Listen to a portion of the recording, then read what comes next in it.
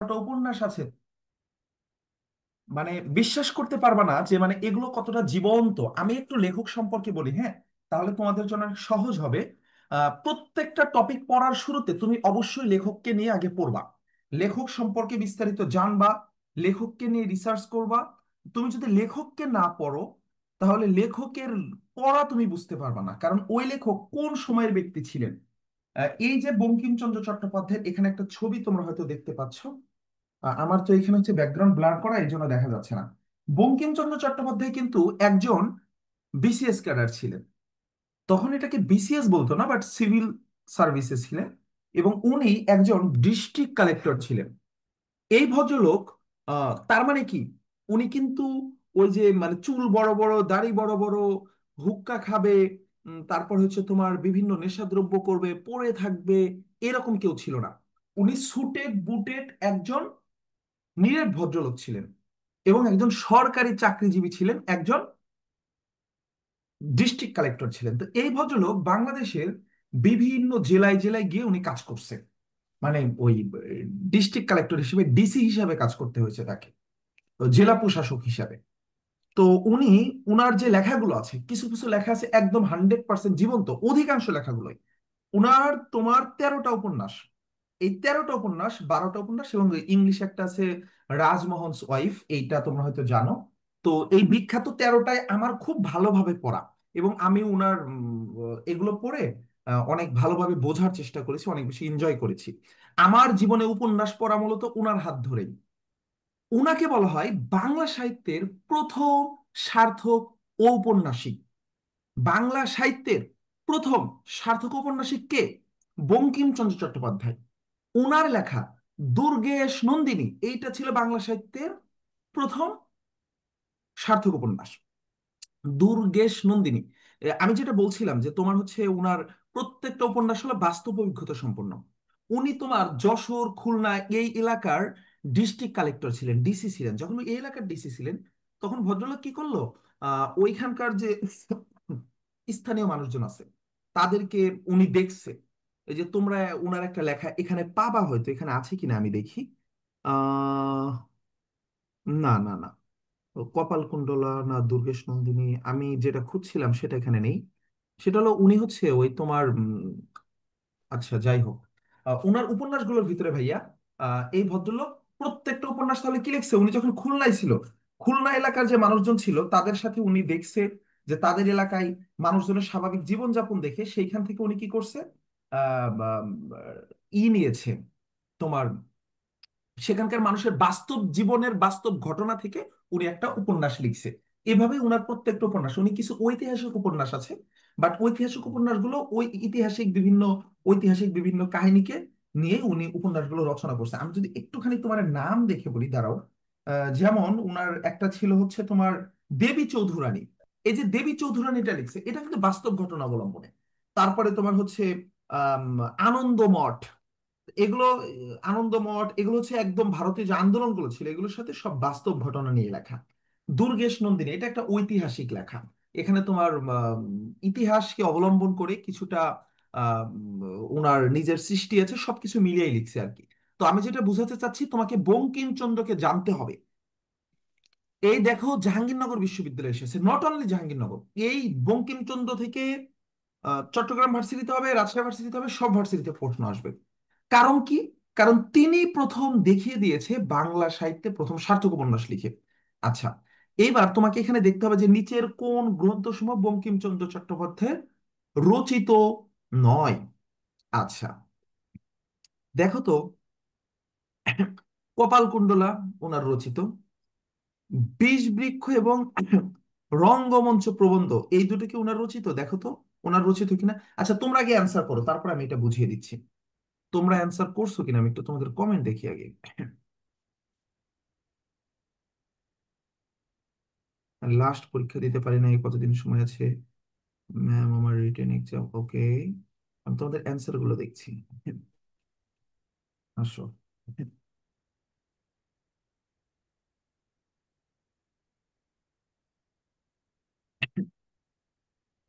তোমরা কেউ বলছো গ, কেউ বলছো ক, কি অবস্থা বলো তো?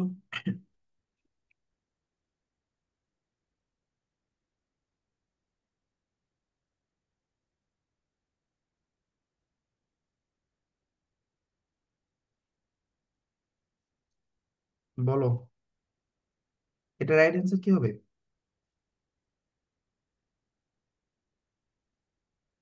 আচ্ছা, ক, খ, গ, ঘ, আই হায় আই হায়, কি একটা অবস্থা! কি পরিমাণে তোমাদের কনফিউশন এটা নিয়ে! আসো, এইটা হবে উনার রচিত নয়।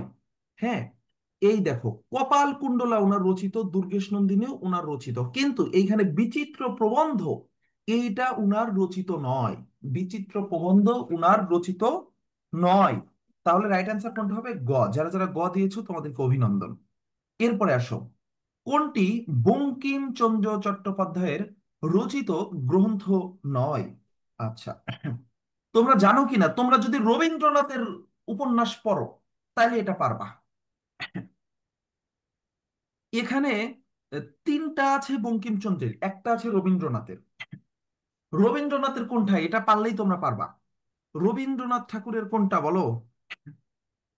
এখানে সবগুলোই, আমি কিন্তু জানতে চাওয়া হয়েছে কি বলো দেখি, এখানে জানতে চাওয়া হয়েছে বঙ্কিমচন্দ্র চট্টোপাধ্যায়ের রচিত নয় কোনটি। পুরোটা বুঝবা। তাহলে এখানে একটা আছে রবীন্দ্রনাথের রচিত, সেটা হবে। এটা নিয়ে আমি তোমাদের এর আগের কোনো ক্লাসে বলেছিলাম কিনা আমি জানি না।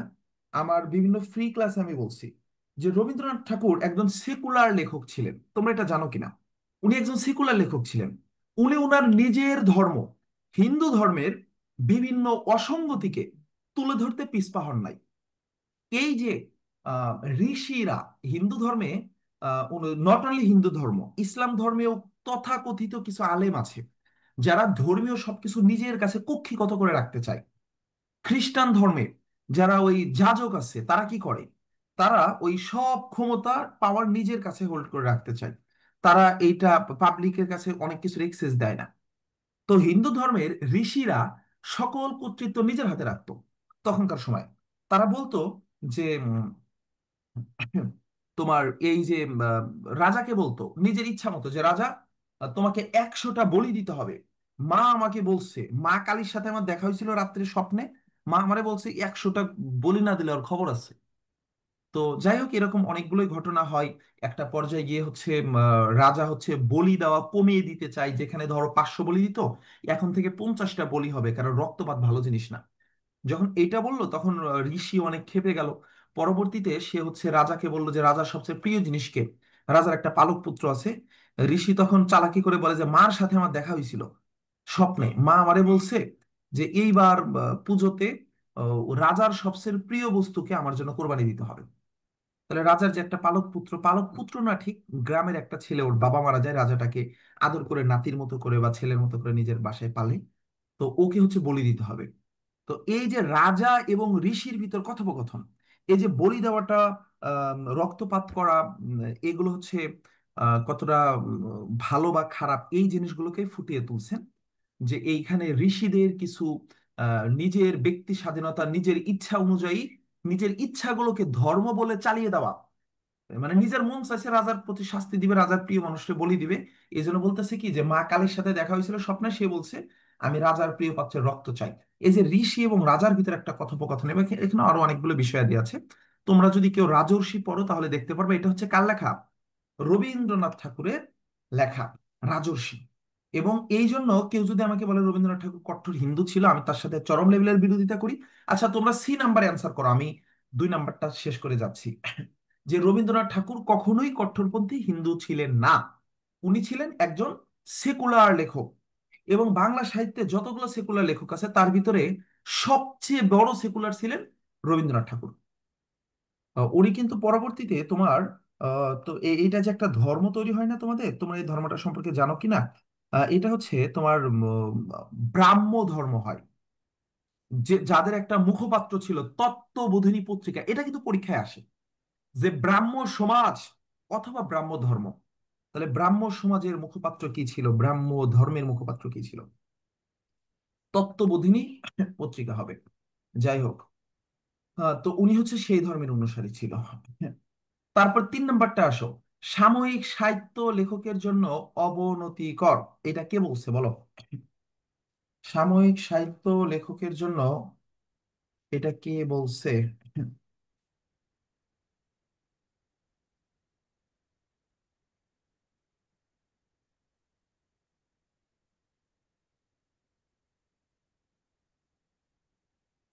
তোমার অ্যান্সার করছো?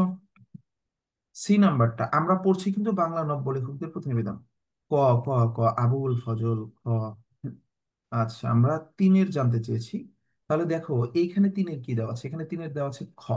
তাহলে এই যে বঙ্কিমচন্দ্র চট্টোপাধ্যায় এটা লিখেছেন এবং তিনি সেখানে বলেছেন এই যে তোমরা লেখো, হ্যাঁ, এই সাময়িক কিছু খ্যাতির জন্য লেখো, এইটা লেখকের জন্য অবনতিকর, নট অনলি লেখক, এইটা আমাদের ইন্টার লাইফের জন্য যা কিছু আমাদের সাময়িক আনন্দ দেয়, সাময়িক মজা দেয়, সাময়িক নেম দেয়, ফেম দেয়, এগুলোতে আমাদের বিভ্রান্ত হওয়া যাবে না। আমাদের কি করতে হবে?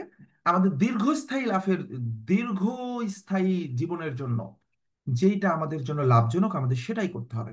সাময়িক লাভের দিকে তাকিয়ে থাকা যাবে না সবসময়।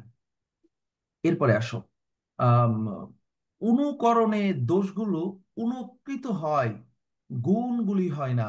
এটাও কার রচিত? এটাও বঙ্কিমচন্দ্রের, এইভাবে আমি এখানে সময় নিচ্ছি না। এরপরে আসো ভাইয়া, আহ রচনার পরিপাট্যের বিশেষ হানিজনক কোনটি? হানি মানে কিন্তু খারাপ, হ্যাঁ, দুর্নাম। এটা অ্যান্সার করো সবাই। 5 নাম্বারটা অ্যান্সার করো রে। 5, রচনার পরিপাট্যের বিশেষ হানিজনক কোনটি? আমরা পড়ছি বাংলা নব্য লেখকদের প্রতিনিবেদন। আজকে আমরা 9টা গল্প কবিতার এমসিকিউ সলভ করব। বলো। তাহলে এই যে রচনার পরিপাট্যের জন্য, রচনাকে আমি বেশি পরিপাটি করতে গিয়ে, বেশি সাজাতে গিয়ে কোনটা হানিজনক? তোমরা অ্যান্সার দিচ্ছ, আমি খুব 10 সেকেন্ডের বেশি ওয়েট করব না। এটা নিয়ে রাইট অ্যান্সার এসেছে ভাইয়া, পাশের বি, পাশের বি, পাশের বি। বিদ্যা প্রকাশের চেষ্টা। যারা যারা দিয়েছো তোমাদেরকে ধন্যবাদ। সবার হয়েছে, মানে অতিরিক্ত নিজের জ্ঞানী দেখাইতে গিয়ে আমরা যে কাজটা করি এটা হানিজনক। আচ্ছা, যে বিষয়ে কোনো যার অধিকার নেই, যে বিষয়ে যার অধিকার নেই সে বিষয়ে তার হস্তক্ষেপ অকর্তব্য, এ বিষয়টি কোন সাহিত্যে রক্ষিত হয়? এটা হলো সাময়িক সাহিত্যে রক্ষিত হয়।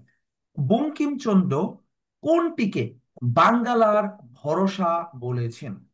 বঙ্কিমচন্দ্র কোনটিকে বাঙ্গালার ভরসা বলেছেন? তোমরা অ্যান্সার করো।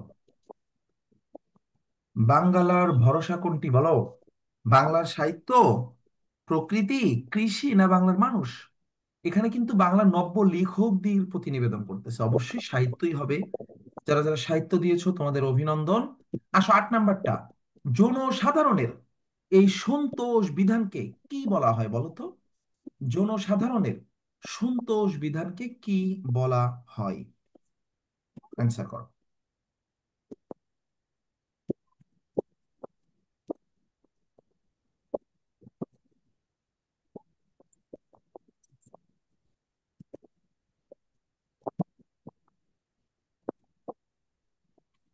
কি বলা হয়?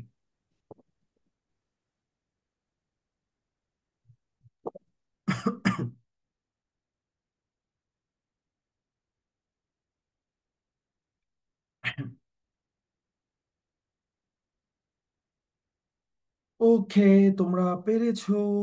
অনেকেই দিয়েছো, যারা যারা দিয়েছো সবাইকে অভিনন্দন। আমি নাম পড়ছি না, লোকরঞ্জন বলা হয়। বঙ্কিমচন্দ্র কোন সময়ের অন্যতম শ্রেষ্ঠ বাঙালি লেখক? অ্যান্সার করো। কোন সময়?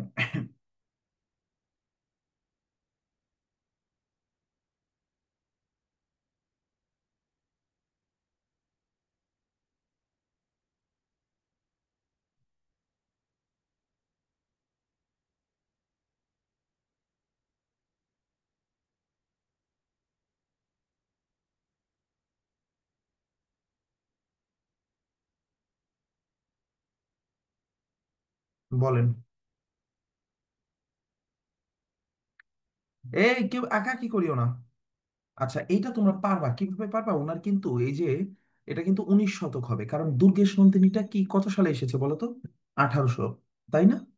তোমার 19 শতক কোনটা? 1800 থেকে তোমার এই 1899 বা এই 19 শতক পর্যন্ত এটাকে কি বলা হয়? এটাকে বলা হয় 19 শতক। এটা আসো, অর্থের উদ্দেশ্যে লিখতে গেলে আমাদের কোন প্রবৃত্তি প্রবল হয়ে ওঠে? অর্থের উদ্দেশ্যে লিখতে গেলে আমাদের কোন প্রবৃত্তি প্রবল হয়ে ওঠে? অর্থের উদ্দেশ্যে লিখতে গেলে আমাদের কোন প্রবৃত্তি প্রবল হয়ে ওঠে?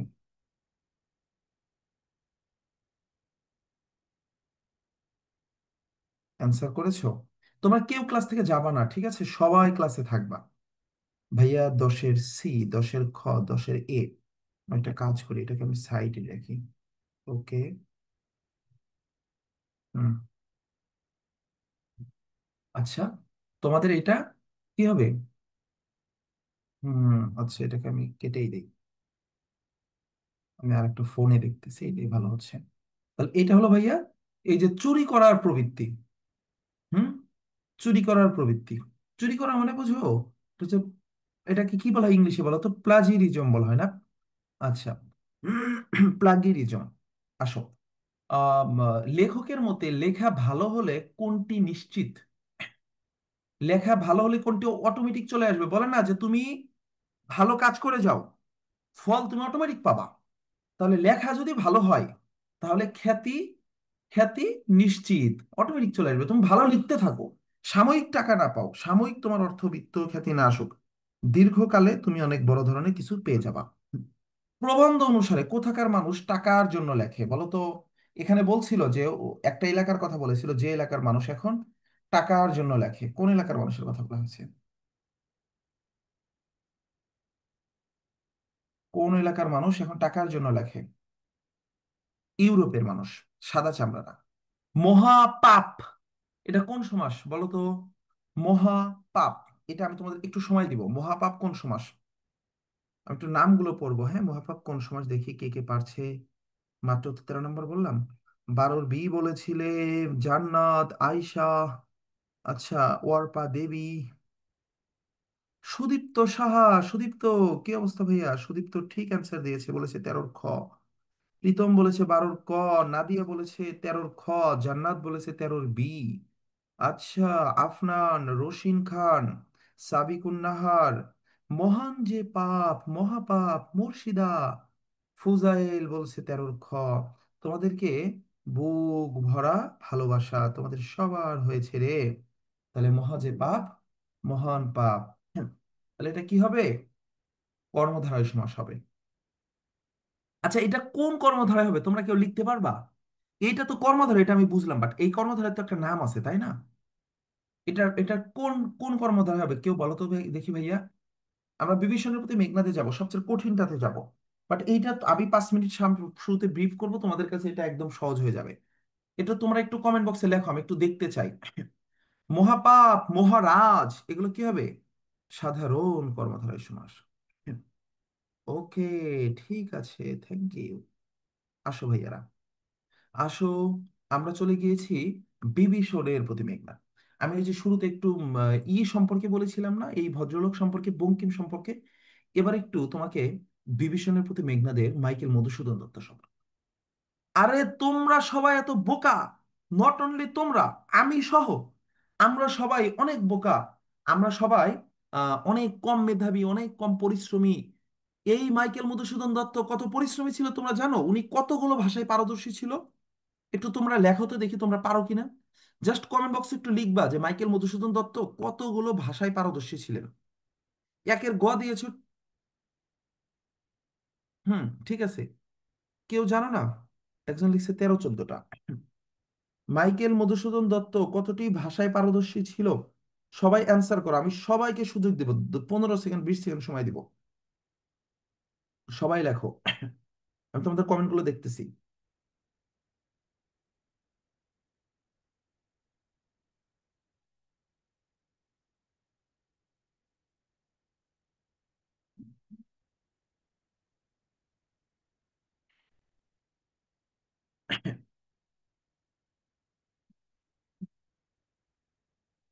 10টি ভাষা জানতেন না? এটা কে বলছো? দীপশিতা। এই দীপশিতা, তুমি চালাক। কারণ তুমি এত অল্প সময়ের ভিতর প্রত্যেকটা নামও লিখে ফেলছো। তাহলে আমি বুঝে গেছি। আমি কি বুঝে গেছি? তুমি এটা চ্যাট জিপিটি মারছো। যেহেতু চ্যাট জিপিটি মারছো, সেই জন্য কি হয়ে গেছে, তুমি সবগুলোর নাম সহ এত দ্রুত টাইপ করতে পারছো। তাছাড়া এতগুলোর নাম তো একসাথে টাইপ করা এই অল্প সময়ের 30 সেকেন্ডের ভিতর পসিবল না, বোকা। আচ্ছা, তোমাকে অভিনন্দন, তুমি রাইট অ্যান্সারই দিয়েছো, কিন্তু একটু ভুল হয়েছে, হ্যাঁ। তুমি বাংলাটা, বাংলাটা সহ এখানে হচ্ছে টোটাল 11টা হবে। কোনো সমস্যা নেই। দীপশিতা, তুমি তুমি চ্যাট জিপিটি দেখো নাই, তুমি নিজে থেকেই লিখছো, ঠিক আছে? ওটা আমি মজা করে বলছি। তুমি নিজে থেকেই লিখছো। এবার আসো। ওনাকে উনি হচ্ছে, ওনাকে হিন্দু কলেজ থেকে বের করে দেওয়া হলো, উনি গরুর মাংস খেত, হ্যাঁ। উনি গরুর মাংস খাওয়া শুরু করছিল, এবং ওনারা তোমার এই যে নতুন একটা ধর্ম হলো ব্রাহ্ম সমাজ, তাদের সাথে উঠবোস করতো। এবং উনি খ্রিস্টানও হয়ে গেছিল। উনি যেহেতু খ্রিস্টান হয়ে গিয়েছিল, সেজন্য ওনাকে কলেজ থেকে, হিন্দু কলেজ থেকে বের করে দেয় ভদ্রলোককে। এবং উনি মাত্র 1.5 বছরে উনি 10টা ভাষা শিখে ফেলে, 11টা ভাষা। 1.5 বছরে একটা মানুষ 11টা ভাষা শিখে ফেলে। তুমি পারবা? তোমার তো 2টা ভাষা দিলেই পারবা না। আজকে তুমি অ্যাডমিশন টেস্টে পড়তেছো, আজকে 13 বছর ধরে তুমি ইংলিশ শেখো, এখনো তুমি ইংলিশে 10টা বা 5টা লাইন বলতে পারবা না। তুমি না, আমাদের সবারই এটা একটা সমস্যা আমাদের শিক্ষা ব্যবস্থার জন্য। তাহলে মাইকেল মধুসূদন দত্ত অনেক মেধাবী ছিলেন, অনেক জ্ঞানী ছিলেন, অনেক পরিশ্রমী ছিলেন। এই নীল দর্পণ নাটকটা থেকে অ্যাডমিশনের প্রশ্ন হতে পারে, এইটা কার লেখা? নীল দর্পণটা কিন্তু আম, একটা খুবই মানে হৃদয় বিদারক একটা কাহিনীর একটা লেখা। নীল দর্পণ, এটা কার লেখা? একটু লেখকের নামটা বলবা তোমরা, দেখি তোমরা পড়ছো কিনা। নীল দর্পণটা কার লেখা? নীল দর্পণটা কার লেখা? Dinabandhu Mitra, right, thank you. নীল দর্পণ কার লেখা ভাইয়া? দীনবন্ধু মিত্র। তোমরা নীল দর্পণটা পড়বা। আমি যখন নীল দর্পণ পড়েছিলাম, আমার 2 চোখ দিয়ে পানি পড়ে আমার এই টি শার্ট ভিজে গিয়েছিল। আমি অডিও বুক শুনেছিলাম, তোমরা ইউটিউবে নীল দর্পণের অডিও বুক পাবা। এইটা শুনে, এটা 1 কি 1.5 ঘন্টার, এটা শুনে আমি কাঁদতে কাঁদতে শেষ। হুম। তৎকালীন জমিদারদের এবং ব্রিটিশদের নির্যাতনের কাহিনী, ব্রিটিশদের নির্যাতনের কাহিনী। তাহলে এইটা হবে কি শর্মিষ্ঠা, মাইকেল মধুসূদন দত্ত রচিত নাটকের নাম হলো শর্মিষ্ঠা হবে। সেকেন্ডে আসো ভাইয়া। তারপরে আসো, আম, মধুসূদন দত্ত রামানুজ বলতে কাকে বুঝিয়েছেন? দুটো কথা শুনবা।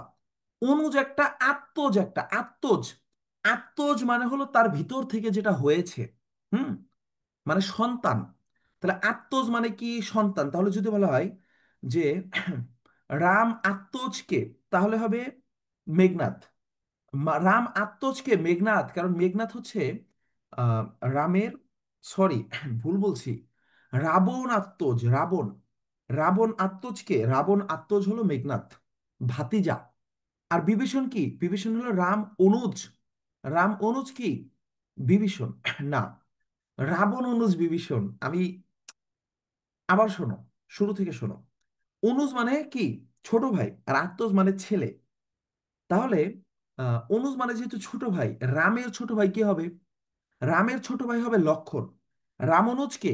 রাম অনুজ, রামের ছোট ভাই হলো লক্ষণ, রাম অনুজ লক্ষণ। কিন্তু রাবণ অনুজকে, রাবণ অনুজ হলো বিভীষণ, রাবণ অনুজ বিভীষণ। আর বিভীষণের যে ভাতিজা, মানে রাবণের যে ছেলে, সে হলো রাবণ আত্মজ। তাহলে রাবণ আত্মজকে, আত্মজ মানে ছেলে, ছেলে হবে মেঘনাদ। আর রাবণের ছোট ভাই মানে রাবণ অনুজ হলো বিভীষণ। একইভাবে রাম অনুজকে, রামের ছোট ভাই হলো লক্ষণ। খ হবে। তোমরা যারা যারা খ দিয়েছিলে, তোমাদের সবাইকে অভিনন্দন। হাই তাত, তব উচিত কি তব এ কাজ। এখানে তাঁত বলতে কাকে বোঝানো হয়েছে আমি তার আগে একটু বলে দেই। তাঁত শব্দের শাব্দিক অর্থ হলো বাবা, কিন্তু এখানে বাবাকে বুঝায়নি, এখানে অন্য কিছু বুঝিয়েছে। কি বুঝিয়েছে? তোমরা অ্যান্সার করো। হায়তাত উচিত কি তব এ কাজ, এই কথাটা কে বলছিল? যখন, যখন নিকুম্বিলা যজ্ঞাগারে, কোন যজ্ঞাগারে ভাইয়া? বলো, কোন যজ্ঞাগারে? যখন নিকুম্বিলা যজ্ঞাগারে, নিকুম্বিলা যজ্ঞাগারে, কোন যজ্ঞাগারে? এই নিকুম্বিলা যজ্ঞাগারে, আমি একটু লিখে দেই। নিকুম্বিলা, তাহলে কোন যজ্ঞাগারে যায় সে? সে যায় হলো নিকুম্বিলা যজ্ঞাগারে। নিকুম্বিলা যজ্ঞাগারে যখন মেঘনাদ কি জন্য গিয়েছিল ভাইয়া? নিকুম্বিলা যজ্ঞাগারে গিয়েছিল তোমার আহ অগ্নিদেবের পূজা করার জন্য। এই হলো নিকুম্বিলা। আচ্ছা, নিকুম্বিলা যজ্ঞাগারে গিয়েছিল অগ্নিদেবের পূজা করতে। যখন সে অগ্নিদেবের পূজা করতে যায় নিকুম্বিলা যজ্ঞাগারে, তখন গিয়ে সে পূজা শুরু করছে মাত্র, ঠিক তখনই তার চাচা, তার চাচার নাম কি? আমাদের বিভীষণ। বিভীষণ এই রামানুজকে, লক্ষণকে সাথে করে নিয়ে গেছে, চলো আমার ভাতিজাকে তুমি শেষ করে দিবা, তাহলে এই অধর্মের যুদ্ধ শেষ হয়ে যাবে। যখন নিয়ে গেল, নিয়ে যাওয়ার পরে তখন ভাতিজা বলতেছে যে, হাই তাত, উচিত কি তব এ কাজ? মানে হে আমার চাচা, তুমি কি এটা ঠিক কাজ করলা? তুমি কি এটা ঠিক কাজ করলা? তোমার তো এই কাজটা ঠিক হয়নি। তাহলে এই যে তাত, তাত বলতে এখানে চাচাকে বুঝিয়েছে, তাত বলতে এখানে চাচাকে বুঝিয়েছে, তাহলে বিভীষণ কে হবে রাইট অ্যান্সার। এরপরে আসো, নিকিম নিকুম্বিলা যজ্ঞাগারে প্রগল্ভে পুষিল দম্ভী। দম্ভী মানে যে দম্ভ করে, তাহলে এখানে দম্ভী বলতে কাকে বোঝানো হয়েছে? কে দম্ভ করছিল? কে দম্ভ করছিল? তোমরা অ্যান্সার করো, সবাই অ্যান্সার করো তো। নিকুম্বিলা যজ্ঞাগারে পৌঁছিল দম্ভী, দম্ভীটা কে? চারের কি হবে? দেখো, সাবিকুন নাহার বলেছে ঘ, তানিয়া বলেছে ঘ, সুমন বলেছে ডি, রশিন বলেছে ঘ, আমিনা বিবি বলেছে চারের ঘ, আসাদ ঘ, ফারিয়া, ফারুক, তাসফি, নাদিয়া, ইসমাইল, সুমন, ইসরাত জাহান, তানজিনা আক্তার। ওকে, তোমাদের সবাইকে ধন্যবাদ। এটা হবে হলো তোমার লক্ষণ। কে হবে এটা? লক্ষণ হবে। এরপরে আসো, নিজ গৃহ হাইতাত দেখাও তস্করে। এখানে তস্করটা কে? তস্করটা কে? তোমরা সবাই অ্যান্সার করো। এখানে নিজ গৃহ হাইতাত তুমি দেখাও তস্করে, তস্করটা কে? অ্যান্সার করো সবাই।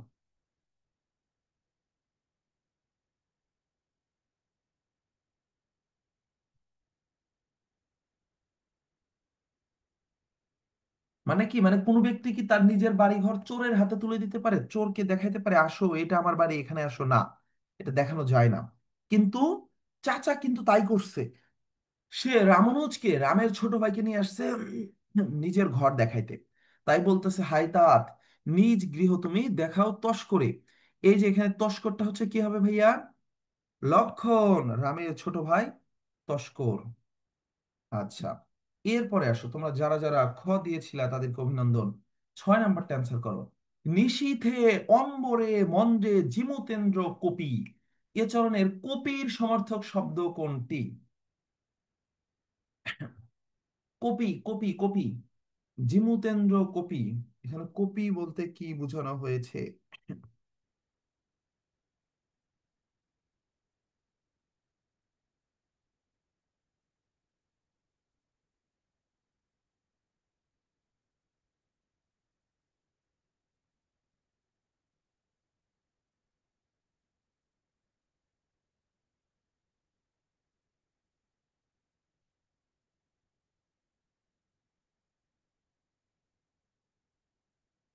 বলো।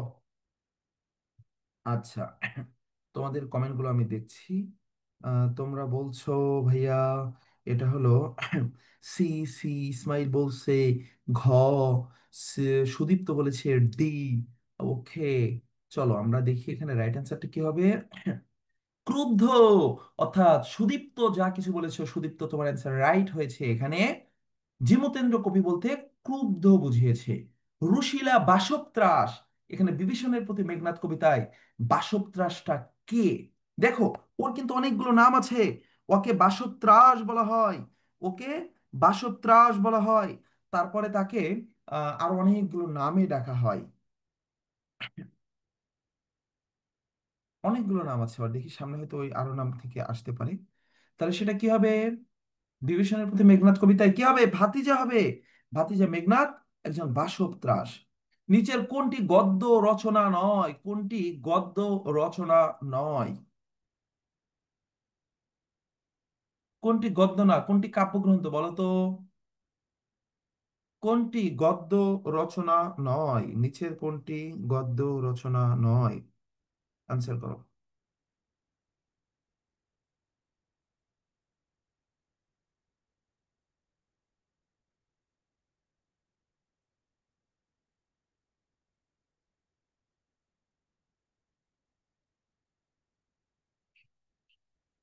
আচ্ছা, এটা ব্রজাঙ্গনা কাব্য হবে। কারণ ব্রজাঙ্গনা কাব্যটা কার লেখা? আহ মাইকেল মধুসূদন দত্তের লেখা। এরপরে আসো, এটা কোনো গদ্য রচনা নয়। কোনটি মধুসূদনের রচনা নয়? মধুসূদনের রচনা নয়। তোমরা লেখো, লেখো, লেখো, এটা তোমরা পারবা। শর্মিষ্ঠা ওনার লেখা, মেঘনাদ বধ কাব্য তো ওনার লেখা, এই দুটো আমরা আজকে পড়ছি। এখন তোমাকে দেখতে হবে বাকি যে দুটো আছে, সেই দুটো থেকে কোনটা উনার রচনা নয়? অ্যান্সার করো।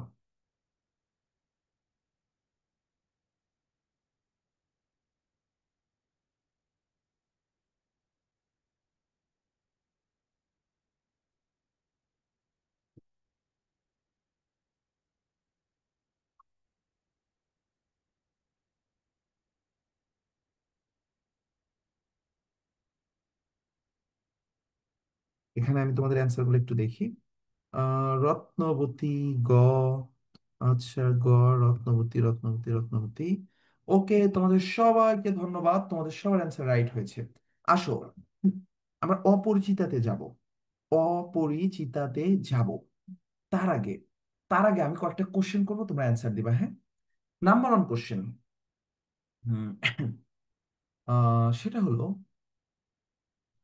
তোমার আহ, রামের মেঝো ভাইয়ের নাম কি? সরি, রাম না, রাবণের মেঝো ভাইয়ের নাম কি? রাবণের একটা মেঝো ভাই ছিল, তার নামটা কি বলো? সবাই কমেন্ট বক্সে লিখবো, আমি কমেন্ট বক্স খোলা রাখতেছি, আমি তোমাদের এই কবিতা থেকে আরো কিছু কোশ্চেন করছি, সবাই অ্যান্সার করো। আর এই যে সবার আগে লিখছে, আরবি লিখেছে কুম্ভকর্ণ, দীপশিতা লিখছে কুম্ভকর্ণ, ঠিক আছে ভাইয়া, থ্যাংক ইউ, অভিনন্দন। কুম্ভকর্ণ, সাবিকুন নাহার কুম্ভকর্ণ, তানিয়া আক্তার কুম্ভকর্ণ, ঠিক আছে, থ্যাংক ইউ, কুম্ভকর্ণ হবে। আজকের সেকেন্ড কোশ্চেন, কোন দেবতার পূজা করতে কোন দেবতার পূজা করত যুদ্ধে যাওয়ার আগে কে? নিকুম্বিলা যজ্ঞাগারে, তাহলে নিকুম্বিলা যজ্ঞাগারে যুদ্ধে যাওয়ার আগে, যুদ্ধে যাওয়ার আগে এই ওটা ওটা ওটা কুম্ভকর্ণই হবে, মহাদেব হবে না। মহাদেব হবে না, আমি রামেরটা চাইনি বাবা, আমি হচ্ছে রাবণের মেঝো ভাইয়ের নাম চেয়েছি, রাবণের, রামের না, কুম্ভকর্ণ। অগ্নি দেবতার পূজা করতো, তাহলে যুদ্ধে যাওয়ার আগে কি করত আমাদের মেঘনাথ? মেঘনাথ যে কোনো যুদ্ধে যাওয়ার আগে অগ্নি দেবতার পূজা করতো। হ্যাঁ, সুদীপ্তরটা হয়েছে। আজকে থার্ড কোশ্চেন, সেটা হলো রাবণের মায়ের নাম কি ছিল? সতী, উনি একজন সতী ছিল। সতী, সতী, সতী। নামটা আমার নাম দিয়ে শুরু, এন দিয়ে শুরু, ইয়েস। শারমিন, তোমাকে অভিনন্দন, শারমিন বলেছে ভাইয়া নিকোষা হবে, রাইট। সতী নিকোষা, সতী নিকোষা। এরপর আমি জিজ্ঞেস করব, লক্ষণের মায়ের নাম কি ছিল? এটা কবিতার ভিতর আছে। লক্ষণের মায়ের নাম কি ছিল? বোকারা, তোমরা সবাই অ্যান্সার করো, বলো দেখি, লক্ষণের মায়ের নাম কি ছিল? লক্ষণ বা লক্ষ্মণ, এই লক্ষণের মায়ের নাম কি ছিল? লক্ষণ, লক্ষণের মায়ের নাম কি হবে রে? সুমিত্রা, রাইট, সুমিত্রা হবে। আরবির হয়েছে, প্রীতমের হয়েছে, আফনানের হয়েছে, আহ শাইজার হয়েছে, তোমাদের সবার হয়েছে সুমিত্রা, এই জন্য উনাকে কি বলা হয়? সৌমিত্রী বলা হতো, তাই না? ঠিক আছে, এরপরে তোমরা আমাকে অ্যান্সার করবা। সেটা হলো রাক্ষস রাজ, রাক্ষস রাজ কে ছিলেন? রাক্ষস রাজ বলা হতো কাকে? রাবণকে, রাইট, রাবণকে রাক্ষস রাজ বলা হতো। আর রামের স্ত্রীর নাম কি? কাকে হচ্ছে অপহরণ করা হয়েছিল বলো তো? অপহরণ করা হয়েছিল কাকে? সীতা, সীতা, সীতা। এই তোমরা এত দ্রুত অ্যান্সার দিচ্ছ, আমার এত ভালো লাগতেছে, মানে সেকেন্ডের ভিতর কয়েকটা করে আসতেছে, মারিয়া, সাবিকুন নাহার, সুমন, আমিনা বিবি। আচ্ছা, অনেক অনেক অভিনন্দন। আসো, আমি বুঝতে পারছি তোমরা অনেক ভালো করে পড়ছো এটা, ঠিক আছে। আমরা নেক্সট পার্টটাতে যাব, অপরিচিতাতে যাব। অপরিচিতা থেকে আমি এইখানে কয়টা এমসিকিউ আছে আমি জানি না, বাট আমি আমার নিজের মতো করে কিছু এমসিকিউ এখানে করব। আগে তোমরা এটা অ্যান্সার করো। নাম্বার ওয়ান, হরিশের বর্ণনা অনুসারে কানপুরের মেয়েটি কেমন? কানপুরের মেয়েটি সম্পর্কে আমি কয়েকটা এমসিকিউ জানতে চাইবো। প্রথমে বলো, হরিশের বর্ণনা অনুসারে কেমন? হরিশ, হরিশ, হরিশের বর্ণনা অনুসারে। আচ্ছা, কেউ বলছো চলনসই, কেউ কেউ বলতেছো খাসা। আচ্ছা, তোমরা চলনসই কিভাবে বলো ভাই? আমার তো মাথায় খেলতেছে না। চলনসই কিভাবে হয়? বোকা ছেলেরা, চলনসই হবে রে? হ্যাঁ, চলনসই কার কথা বলো তো? চলনসই হলো আমাদের দাদার কথা, মানে আমরা যেটাকে বলি চমৎকার, দাদা সেটাকে বলে চলনসই, পিস্তুত ভাই। আমাদের যে একটা পিস্তুত ভাই আছে না, পিস্তুত ভাইয়ের নাম কি বলো তো? পিস্তুত ভাই, পিস্তুত ভাই, বিনু দাদা, আমরা যেটাকে বলি চমৎকার, বিনু দাদা সেটাকে বলে চলনসই। কিন্তু এই মেয়ে সম্পর্কে কেউই তো তোমার এটা বলে নাই। বিনু দাদাও চলনসই বলে নাই, আবার হরিশও চলনসই বলে নাই। হরিশ অন্য একটা কথা বলছে। ইয়েস, তোমরা যারা যারা খাসা বলেছো, তোমাদের সবাইকে অভিনন্দন। এটা রাইট অ্যান্সার হবে খাসা। তাহলে হরিশ বলতো যে ও হে, মেয়ে যদি বলো তবে খাসা একটা আছে। আচ্ছা, এরপরে আসো ভাইয়া, তোমার আহ বিনু দাদা কি বলছিল বলো তো। তোমরা এটা লিখবে, এটা এমসিকিউ নাই। বিনু দাদা কি বলছিল? আরে 2 নাম্বারটা চাইনি বোকারা, সবাই 2 নাম্বার দেওয়া শুরু করছে। এই বিনু লাবণ্য, তুমি কি বলছো এটা? আরে তোমরা সবাই চলনসই লিখতেছো। বিনু দাদা কি বলছিল যে মেয়েটি চলনসই? কোথাও বলছিল? সবাই চলনসই লিখতেছে। আরে আমরা যেটাকে চমৎকার বলি, বিনু দাদা সেটাকে চলনসই বলে। কিন্তু বিনু দাদা তো কানপুরের মেয়েটিকে চলনসই বলে নাই। বিনু দাদা কানপুরের মেয়েটিকে আশীর্বাদ করতে গিয়েছিল। আশীর্বাদ করে এসে বলল যে ওহে, মেয়ে যদি বলো তবে খাঁটি সোনা বটে, মন্দ নয় হে খাঁটি সোনা বটে, মন্দ নয় হে খাঁটি সোনা বটে। রাইট, এটা হচ্ছে বিনু দাদার কথা। আমি তোমাদের আর একটা কোশ্চেন করি। বিনু দাদা তো গিয়েছিল আশীর্বাদ করতে, তাই না? তো বিনু দাদা কি দিয়ে আশীর্বাদ করেছিল বলো তো? বিনু দাদা যখন আশীর্বাদ করতে গেল তখন সে একটা জিনিস দিয়েছিল। ইয়েস শারমিন, খুব দ্রুত লিখছো, ইয়ারিং। কি দিয়ে দিয়ে আশীর্বাদ করেছিল? Earring, earring. রাইট। আচ্ছা, এই ইয়ারিং সম্পর্কে শেখরা কি বলছিল? শেখরা বিয়ের দিন যখন শেখরা নিয়ে গিয়েছিল পরীক্ষা করতে, কি বলছিল? এক জোড়া ইয়ারিং সম্পর্কে কি বলছিল? যে ইয়েস, আয়শা সবার আগে দিয়েছে। আয়সারটা হয়েছে, আয়সারটা কি হয়েছে? আয়সাটা বলছে যে ইহা বিলাতি মাল, ইহা বিলাতি মাল, এটা বিলাতি মাল, এটা হচ্ছে ভেজালে ভরা। বিলাতি মাল মানে কি? মানে এটা হচ্ছে ভেজালে ভরা। হ্যাঁ, এই যে সাইজা যেটা বলছে তোমারটাও হয়েছে। সামান্য সোনায় আছে এইটাতে, এইটা হলো বিলাতি মাল। সাইজারটা রাইট অ্যান্সার। সামিয়া, সাবিকুন নাহার, লাবণ্য, আমিনা, সুমন, তোমাদের সবারটা হয়েছে। তানিয়া, শারমিন, রেদওয়ান, সুদীপ্ত সাহা, নাদিয়া, সবার হয়েছে কি হবে? বিলাতি মাল বলছিল। এরপরে আসো ভাইয়া, তোমাদের নেক্সট কোশ্চেন করি। অনুপম কত বছর বয়সে মাতুলকে ছেড়েছিল? মাতুল মানে হচ্ছে যে মা এবং মামাকে ছেড়েছিল। অনুপম তার মাতুলকে ছেড়েছিল 27 বছর বয়সে। কত বছর বয়সে? 27 বছর বয়সে। হ্যাঁ।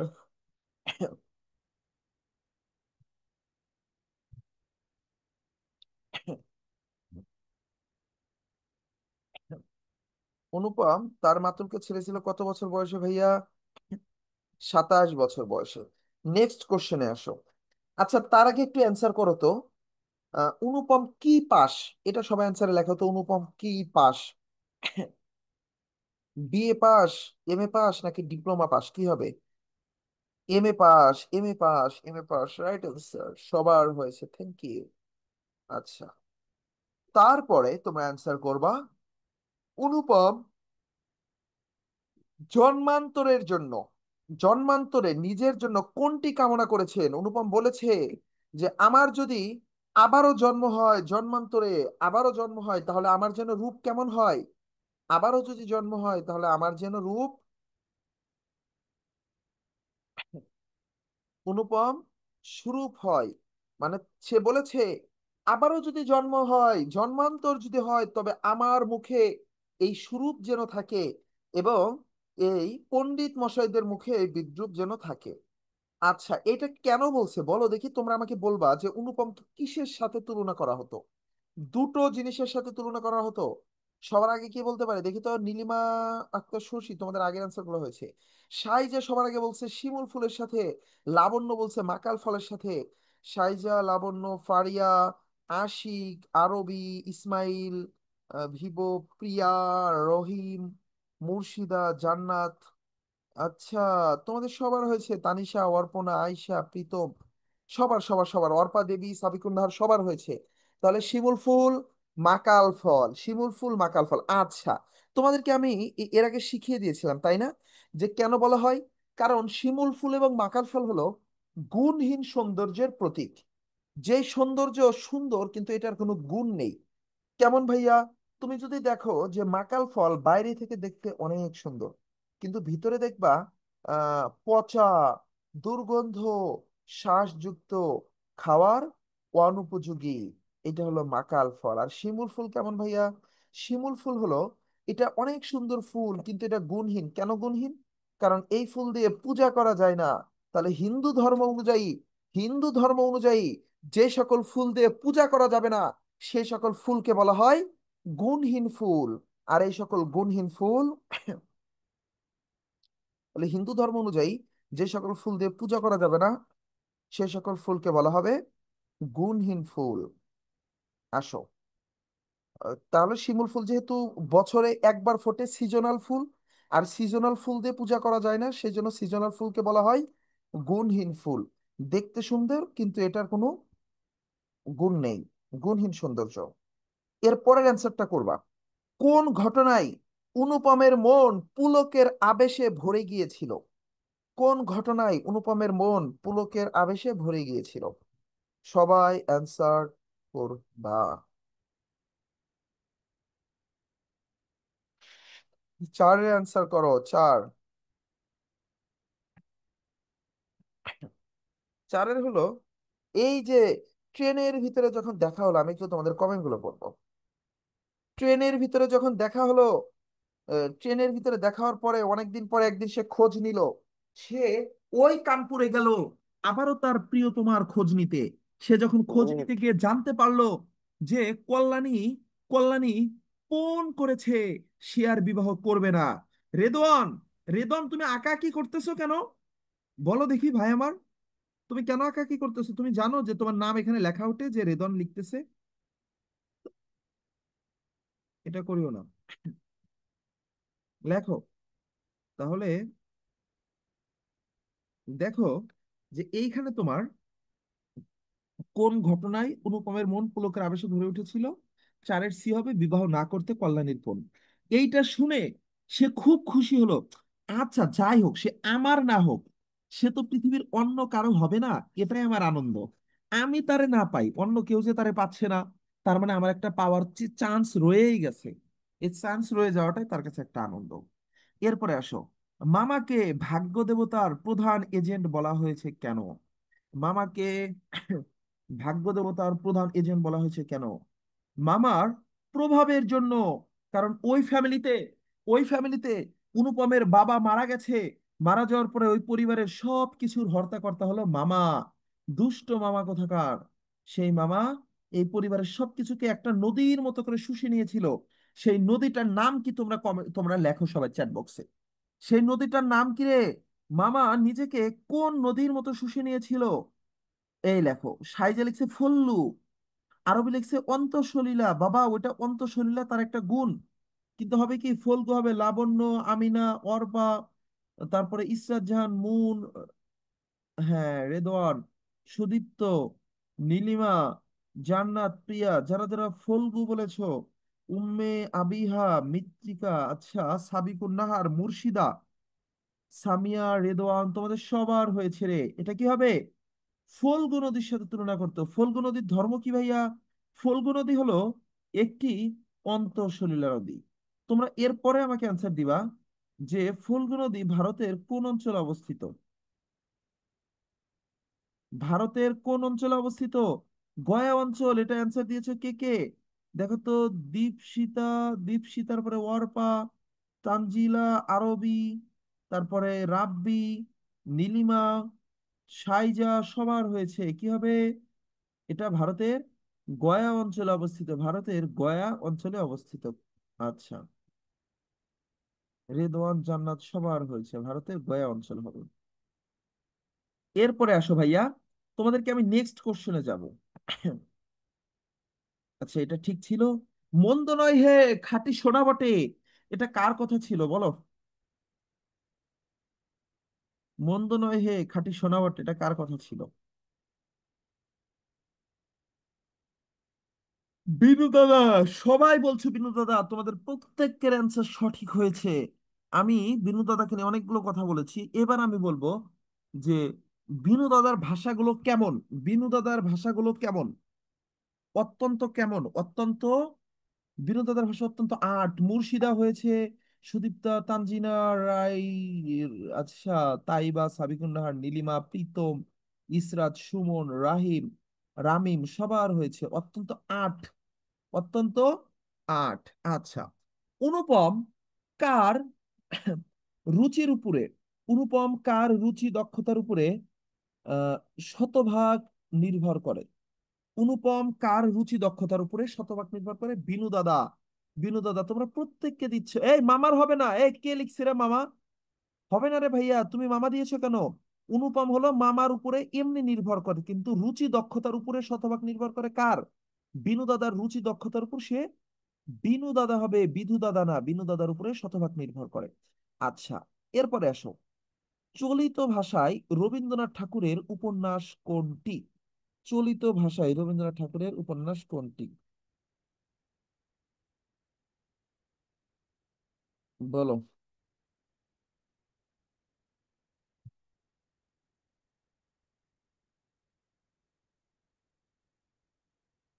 আচ্ছা, আমি অলরেডি দাগ দিয়ে ফেলছি, এটা হলো শেষের কবিতা। মজার ব্যাপার, এইটা লিখেছে শেষের কবিতা, কিন্তু এটা কিন্তু কোনো কবিতা না। শেষের কবিতাটা একটা যুগল প্রেমের কাহিনী। হ্যাঁ, এটা একটা যুগল প্রেমের কাহিনী, শেষের কবিতাটা একটা প্রেমের কাহিনী, একটি উপন্যাসের নাম শেষের কবিতা, যেটা লেখা হয়েছে চলিত ভাষায়। অপরিচিতা গল্পের বিয়ের অনুষ্ঠানে কন্যার গয়না মাপার ঘটনায় কিসের প্রকাশ ঘটেছে? আমি অলরেডি এটা অ্যান্সার দিয়ে ফেলছি রে। এটা হীনমন্যতা হবে, এটা হীনমন্যতা। তোমরা যারা যারা দিয়েছো তোমাদের অভিনন্দন। আচ্ছা, এর পরেরটা তোমরা বলো দেখি। অর্থলোভ ত্যাগ করে মানবিক এবং উদার হতে হবে। 9 নাম্বার অ্যান্সার করো, 9 নাম্বার অ্যান্সার করো। 9 নাম্বার কি হবে রে? অর্থলোভ ত্যাগ করে মানবিক ও উদার হতে হবে, এই মর্মকথা অপরিচিতা গল্পের কোন চরিত্রের জীবন দর্শন? অর্থলোভ ত্যাগ করে মানবিক ও উদার হতে হবে, এ মর্মকথা অপরিচিতা গল্পের কোন চরিত্রের জীবন দর্শন?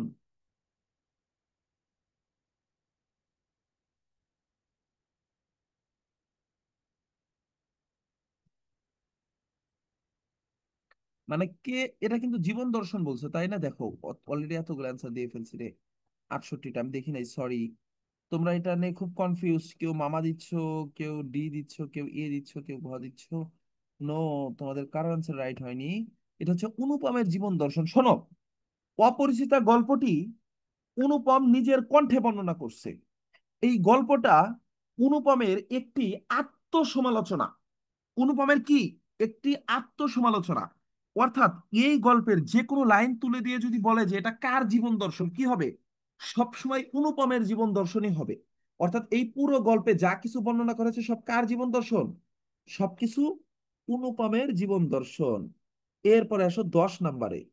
10 নাম্বার হলো, 10-এর ডি দিচ্ছ তোমরা সবাই, 10-এর ডি দিচ্ছ তাই না? যে কিন্তু মেয়ের বয়স যে 15, তাই শুনিয়া মামার মন ভার হইল। কোন গল্প থেকে নেওয়া হয়েছে? অপরিচিত গল্প থেকে নেওয়া হয়েছে। তোমাদের সবার অ্যান্সার রাইট হয়েছে। আচ্ছা, আমি আর একটা কোশ্চেন করবো অপরিচিতা থেকে, আরো কয়েকটা কোশ্চেন, তারপরে তোমরা আমাকে বলো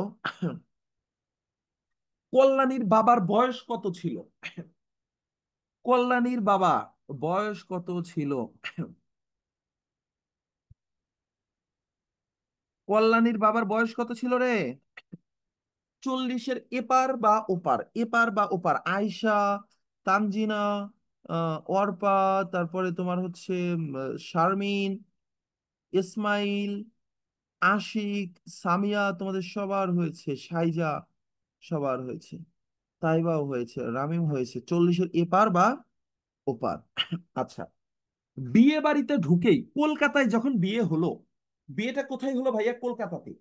বিয়েটা যখন হলো, বিয়ে বাড়িতে ঢুকেই আহ, আহ, এদের মন অনেক ভার হয়ে গেল তাই না? মামার মন ভার হইলো, বা ওরা হচ্ছে অনেক বেশি হাম্বিদম্বি করতো, কিন্তু একটা ভদ্রলোক আসলো, মানে ডক্টর সুব্রত সেনের একজন বন্ধু আসলে এসে এদেরকে উনয় বিনয় করে হাত জোর করে ভিতরে নিয়ে গেল।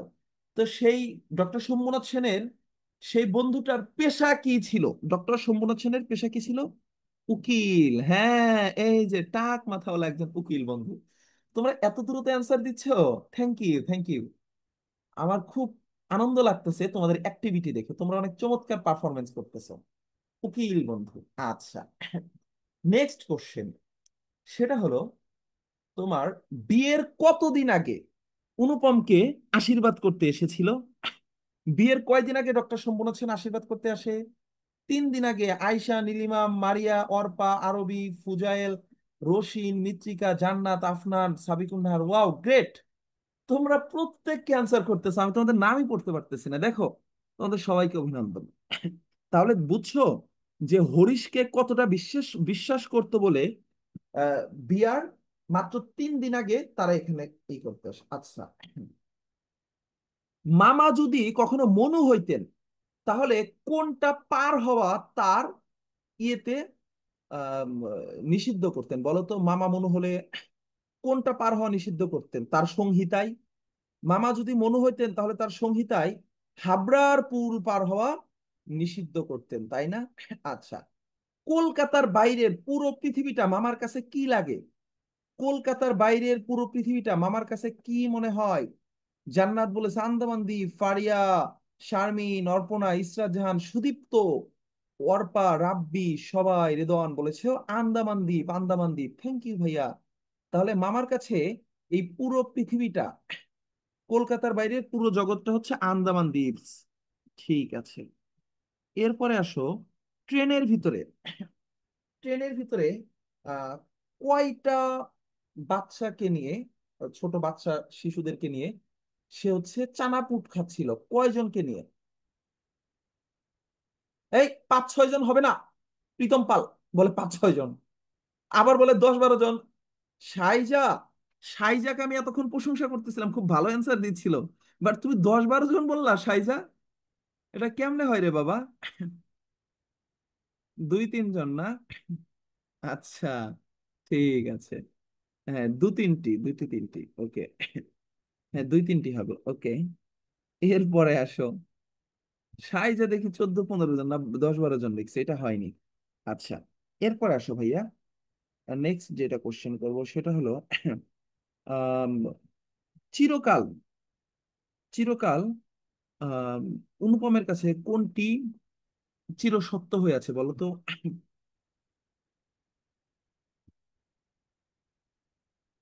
কণ্ঠ, তাই না? গলার স্বর। হ্যাঁ, গলার স্বর, গলার স্বর, গলার স্বর। ওকে, ঠিক আছে। কোনটিকে, কোন শব্দটিকে অনুপমের কাছে গানের ধোঁয়ার মতো লাগতেছিল? গানের ধোঁয়া মানে কি? যেটা বারে বারে গাওয়া হয় সেটাকে বলা হয় গানের ধোঁয়া। তাহলে অনুপমের কাছে কোনটিকে গানের ধোঁয়া লাগছিল? শারমিন জায়গা আছে, অর্পণা, লাবণ্য, আরবি, আয়শা, ফারিয়া। ঠিক আছে, তোমাদের সবার হয়েছে। আচ্ছা, সবার হয়েছে।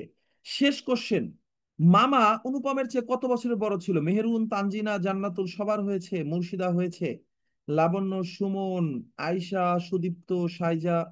আচ্ছা, তোমাদের সবার হয়েছে রে। সামিয়া কি হবে? মামার কোনটা ভাইয়া? সেটা হলো বছর 6, তাই না? 6 বছরের বড় ছিল মামা, 6 বছরের বড় ছিল। আসো সোনার তরীতে, শূন্য নদীর তীরে রহিম পরি, এখানে যে ভাবটি প্রকাশ পেয়েছে, কোন ভাবটি প্রকাশ পেয়েছে?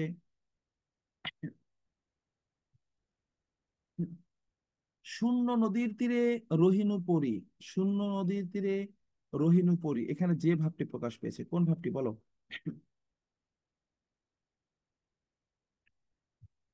ডি, ডি, ডি, অপূর্ণতার বেদনা, অপূর্ণতার বেদনা, রাইট, রাইট। তোমরা যারা যারা ডি দিয়েছো তোমাদের হয়েছে। আচ্ছা, সোনার তরী কবিতায় গ্রামখানি মেঘে ঢাকা ছিল কখন বলো তো? গ্রামখানি মেঘে ঢাকা কখন হবে রে? নাদিয়া, শারিয়ার, ফারিয়া, তানিশা, তানজিনা, অর্পণা, আচ্ছা, আয়শা, সুমন। তাহলে সোনার তরী কবিতায় গ্রামখানে মেঘে ঢাকা ছিল প্রভাত বেলা। আচ্ছা, এরপর আসো, কর্মীর চেয়ে কর্ম অধিক প্রত্যাশিত, এটি কোন কবিতার ভাবাদর্শ? কর্মীর চেয়ে, কর্মীর চেয়ে কর্ম অধিক প্রত্যাশিত মানে কেউই কর্মীকে নিতে চায় না, সবাই কর্মকে পছন্দ করে। কেউই কর্মীকে নিতে চায় না, সবাই কর্মকে পছন্দ করে। তাহলে সেটা কি হবে ভাইয়া? সোনার তরী কবিতায়। আচ্ছা, এরপরে আসো শাহরিয়ার আঁকা কি করিও না ভাইয়া। তরু ছায়া মসিমাখা কোন রঙের প্রসঙ্গ বলো তো?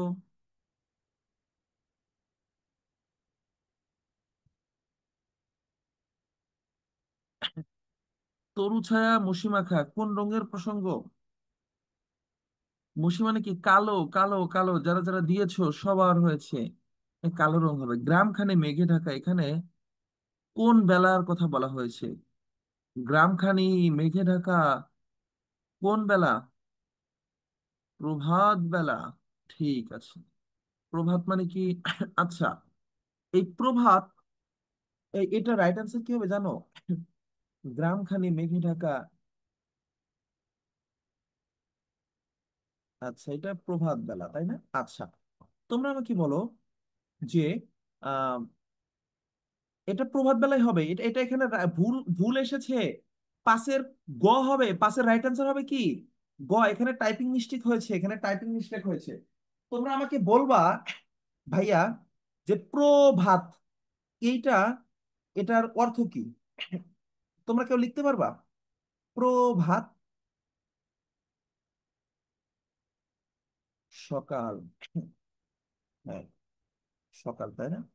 মানে এই শব্দের অর্থ হচ্ছে প্রকৃষ্ট, আর ভাত শব্দের অর্থ হচ্ছে আলো। হ্যাঁ, তাহলে যখন এই আলোটা, এই যে প্রকৃষ্ট রূপে এই আলোটা আসতে থাকে, হ্যাঁ, তখন সেটাকে কি বলা হয়? প্রভাত বেলা বলা হয়। তাহলে এটা হচ্ছে অতি সকালকে বলা হয়, অতি সকালকে বলা হয়। আচ্ছা, এরপরে আসো ভাইয়া, বিদায় অভিশাপ কার অভিশাপ বলো তো? আচ্ছা, ওয়েট ওয়েট ওয়েট, এইটা না, এইটা হচ্ছে তোমাদের অন্য এক জায়গা থেকে চলে আসছে, সরি। এইটা তোমাদের লাগবে না, এটা এটা 6 নাম্বারটা আগের সিলেবাস থেকে চলে আসছে, এটা ভুলে একটা এমসিকিউ ঢুকে পড়ছে। এইটা তোমাদের লাগবে না। এটা লাগবে না, তোমরা 7 নাম্বারটা অ্যান্সার করো। সাত, সাতের কি হবে বলো তো? কোন বাঙালি লেখক নোবেল পুরস্কারে ভূষিত হয়েছিল?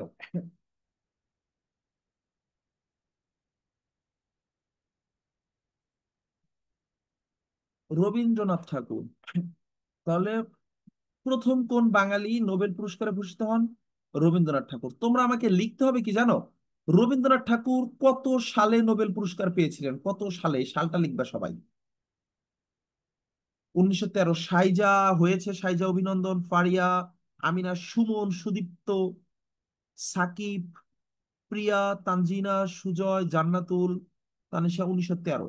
এবার বলতে হবে যে উনি কোন গ্রন্থের জন্য নোবেল পেয়েছিলেন, সেই গ্রন্থটার নাম বলবা। কেউ আবার গীতাঞ্জলি লিখিও না। এটা কিন্তু শুধু গীতাঞ্জলি না, গীতাঞ্জলি সহ আরো কিছু বিষয় আছে। Yes, yes, song offerings. যারা যারা সং অফারিংস লিখেছে তোমাদের অভিনন্দন। আচ্ছা, এরপরে বলবা এই যে গীতাঞ্জলি এবং আরো কয়েকটি গানকে ইংরেজি অনুবাদ করে সং অফারিংস বানালো, এই অনুবাদটা কে করছিল? অনুবাদটা কে করছিল? রবীন্দ্রনাথ ঠাকুর। শারমিন, তোমার হয়েছে। এটা কে করেছে? রবীন্দ্রনাথ ঠাকুর। তাহলে অনুবাদটা, অনেকেই কিন্তু কি বলে, অনেকে এখানে ভুল করে, অনেকেই এটা ভুল করে। কারণ কি করে, একজন ইংরেজ লেখকের নাম বলে, হ্যাঁ, একজন ইংরেজ লেখকের নাম বলে। দেখি তোমরা সেটা লিখছো কিনা কেউ। না, লেখো নাই। একজন ইংরেজ লেখকের নাম লেখে, বাট কেউ লেখে না, এটা সে নিজেই অনুবাদ করছে। আচ্ছা, এরপরে আসো, তরু ছায়া মসিমাখা এই শব্দবদ্ধে মসি শব্দের অর্থ কি? মসি শব্দের অর্থ কি? বলা হয় না যে অসির চেয়ে মসি বড়? অসি মানে কি? অসি মানে হচ্ছে তোমার তলোয়ার, তলোয়ারের চেয়ে কলম বড়। কিন্তু এখানে কিন্তু কলম বুঝায় নাই, এখানে কিন্তু কলম বুঝায়নি, এখানে অন্য কিছু বুঝাইছে। এখানে কালো রংকে বুঝিয়েছে। এখানে কি বুঝিয়েছে ভাইয়া? কালো রংকে। কিন্তু নর্মালি মসি শব্দের অর্থ হচ্ছে কলম। কিন্তু এখানে কিন্তু কি অর্থে, এখানে মানে তুমি বিষয়টা বুঝবা। এখানে জানতে চাইনি যে মসি শব্দের অর্থ কি, এখানে বলছে যে তরু ছায়া মসি মাখা, এখানে মসি কি অর্থে ব্যবহৃত হয়েছে। এখানে ব্যবহৃত হয়েছে হচ্ছে কালো রং অর্থে। 9 নাম্বারটা বলো। ওগো, তুমি কোথা যাও, কোন বিদেশে, এটা কাকে উদ্দেশ্য করে বলা হয়েছে? কাকে উদ্দেশ্য করে বলেছে? নাইয়াকে উদ্দেশ্য করে বলেছে। সামিয়া, তানিয়া, উম্মে আবিহা, ফাইজা, জান্নাত, মুর্শিদা, সঞ্জয়, সুমন, লাবণ্য, জান্নাতুল আরবি, তোমাদের সবার হয়েছে ইসরাত, নীলিমা, সবার হয়েছে কি হবে এখানে? নাইয়াকে অর্থাৎ যে নৌকা চালক, সে চালকরে বলতেছে, ওগো ভাই, তুমি কোথা যাও, কোন বিদেশে? আচ্ছা, সোনার তরী কবিতায় বাংলা কোন মাসের কথা উল্লেখ আছে বলো? সোনার তরী কবিতায় বাংলা কোন মাসের উল্লেখ আছে?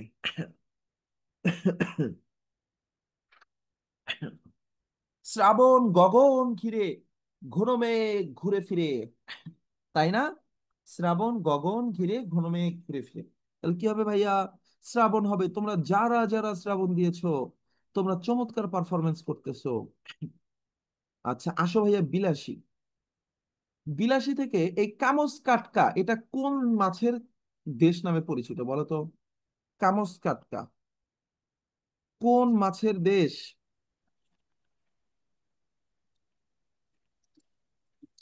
স্যামন মাছের দেশ।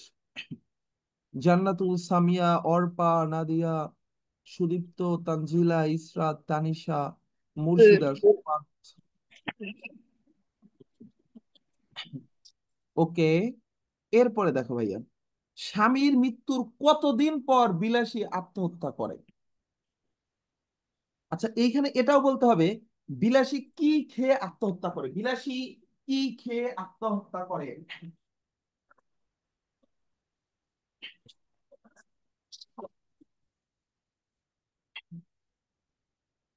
বন্ধু, আমি ক্লাসে আছি, ক্লাসে আছি। বিষ খেয়ে আত্মহত্যা করে। তোমরা যারা যারা দিয়েছো, তোমাদের সবার উত্তর সঠিক হয়েছে। তাহলে কি খেয়ে আত্মহত্যা করে? বিষ খেয়ে আত্মহত্যা করে। আচ্ছা, এরপর আসো ভাইয়া, ঠিক যেন ফুলদানিতে জল দিয়ে ভিজাইয়া রাখা বাসি ফুলের মতো, হাত দিয়া এতটুকু নাড়া দিলে কি হবে? এতটুকু স্পর্শ করলে, নাড়াচাড়া করতে গেলে ঝরিয়া পড়বে। এটি কোন গল্পে উল্লেখ?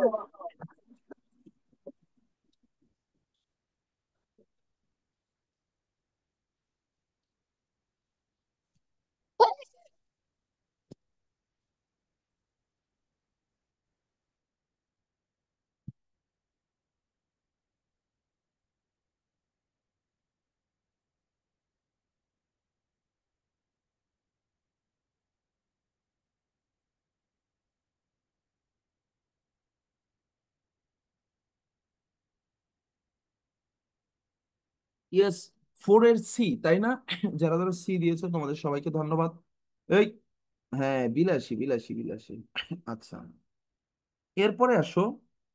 তাহলে দেখো, একে তুলনা করা হয়েছে ফুলদানিতে ভিজায় রাখা বাসি ফুলের মতো। আচ্ছা, 4-এর অ্যান্সার করো, 4-এর। মেয়েটি,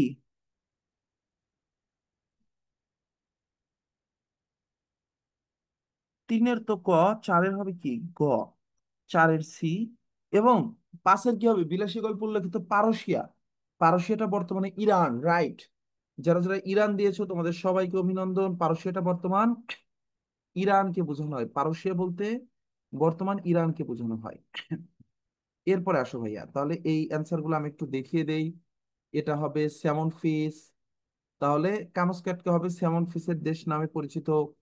তারপরে স্বামীর মৃত্যুর কতদিন পর মারা যায়, আত্মহত্যা করে? স্বামীর মৃত্যুর 7 দিন পরে। কি খেয়ে? বিষ খেয়ে। এটা হবে বিলাসী গল্প, এটা হবে বিলাসী নিজে, এবং সর্বশেষটা ইরান।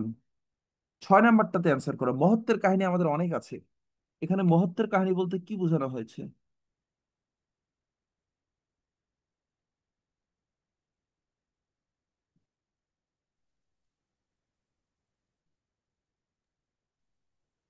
মহত্বের কাহিনী আমাদের অনেক আছে। মহত্বের কাহিনী আমাদের অনেক আছে, এখানে মহত্বের কাহিনী বলতে কি বোঝানো হয়েছে? আমি এখানে দেখতেই পাচ্ছি না।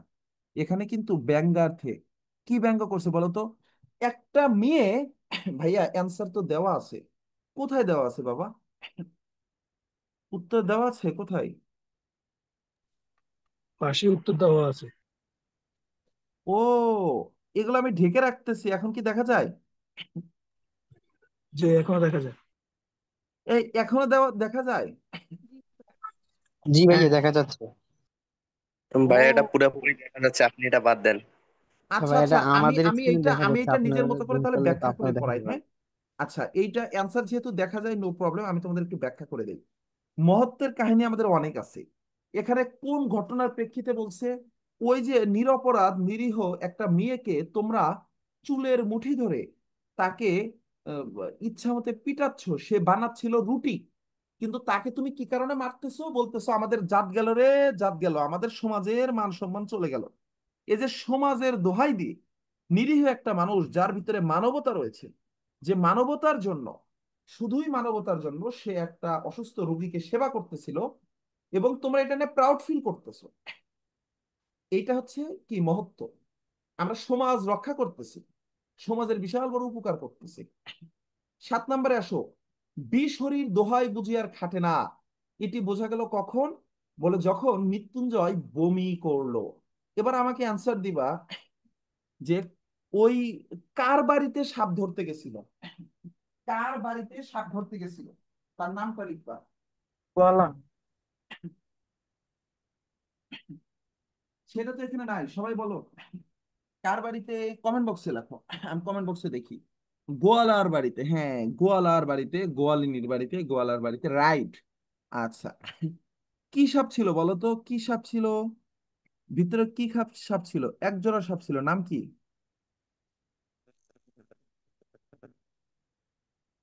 খরিশ গোগ্র সাপ, খরিশ গোগ্র সাপ। আচ্ছা, খরিশ গোগ্র সাপ ছিল।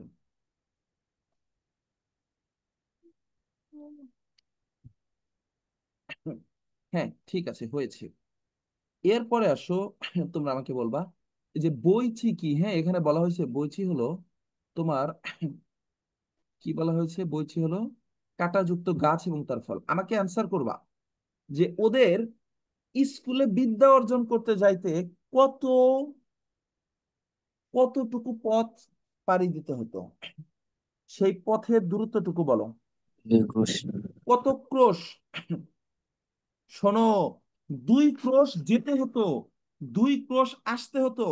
তাহলে যদি প্রশ্ন হয় কত ক্রোশ পথ যাতায়াত করতে হতো, যদি যাতায়াত বলে তাহলে 4 ক্রোশ হবে। 4 ক্রোশ হবে। 4 ক্রোশ মানে 8 মাইলের কম নয়। 4 ক্রোশ মানে 8 মাইলের কম নয়। 2 ক্রোশ মানে 4 মাইলের কম নয়। তাহলে ওদের স্কুলটা ছিল 2 ক্রোশ দূরে, 2 ক্রোশ হেঁটে যেতে হতো, 2 ক্রোশ হেঁটে আসতে হতো। মানে টোটাল কত ক্রোশ যাতায়াত করতে হতো? 4 ক্রোশ। আচ্ছা, এরপরে আসো,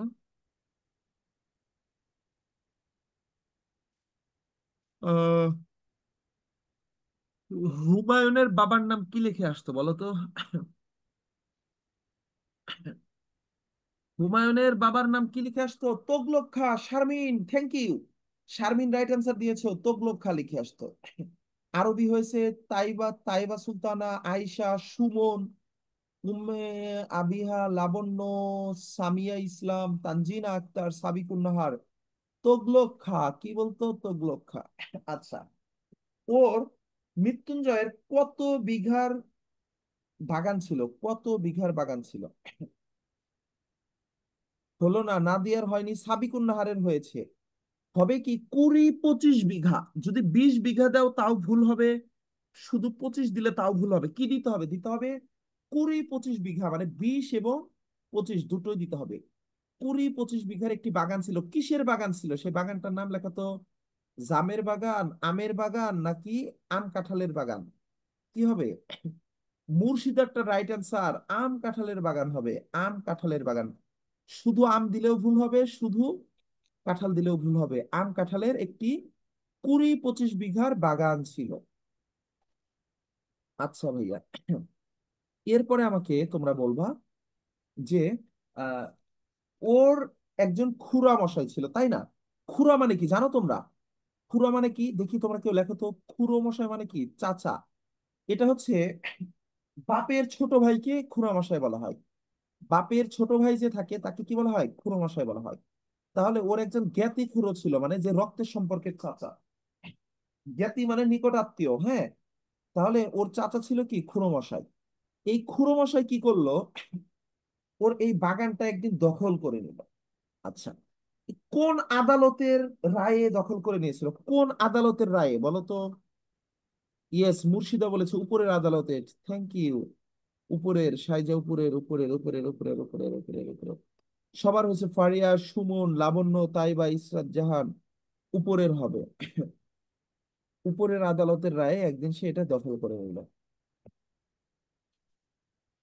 আচ্ছা, এরপরে দেখো, এখানে যা কিছু অ্যান্সার দেওয়া ছিল সবগুলো নাকি দেওয়াই আছে। সবগুলো দেওয়া আছে না 9 নম্বরে?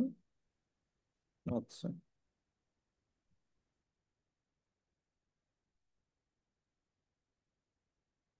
এরপরে দেখো, শরৎচন্দ্র চট্টোপাধ্যায়ের পথের দাবি কোন ধরনের রচনা? এখানে দেওয়া আছে রাজনৈতিক। জি, এটা রাজনৈতিকই হবে। শরৎচন্দ্র চট্টোপাধ্যায়ের দাবি কোন ধরনের?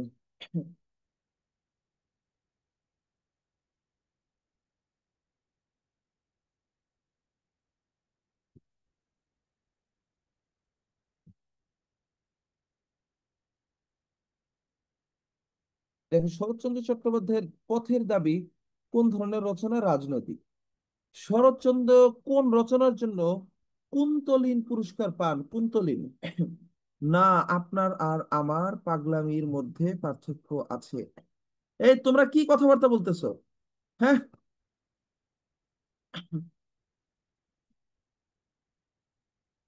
এরা দেখি গল্প করে না, আপনারা আমার পাগলামির মধ্যে পার্থক্য আছে দুইজন। মন্দির মন্দির মন্দিরের জন্য, তাই না? রাইট। তাহলে এটা অনেক গুরুত্বপূর্ণ ছিল, এটা হবে মন্দির। বিদ্রোহীতে চলো রে বিদ্রোহী বিদ্রোহী। হল শব্দের অর্থ কি? হল হল হল। হল বলরাম স্কন্ধ।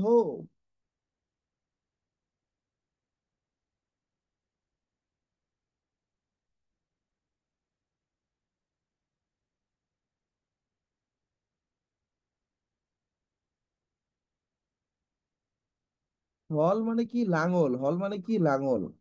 তাহলে আমি হল বলরাম স্কন্ধ, এটাতে লাঙল বুঝিয়েছে। এরপরে আসো, রণতুর্য কিসের প্রতীক রে? রণতুর্য কিসের প্রতীক হবে? এগুলো কি রাইট অ্যান্সার দেওয়া আছে? না, দেওয়া নেই। তাহলে রণতুর্য কিসের প্রতীক হবে ভাইয়া?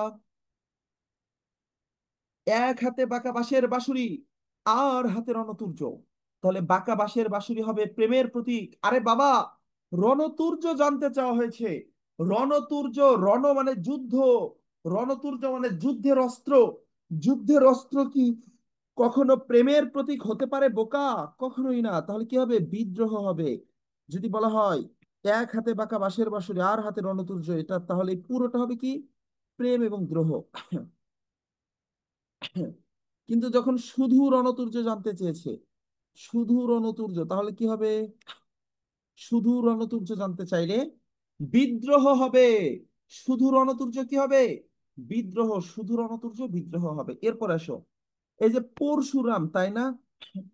আচ্ছা, পরশুরাম শব্দের, পরশু শব্দের অর্থ কি? পরশু, পরশু শব্দের অর্থটা আমাকে বলবা।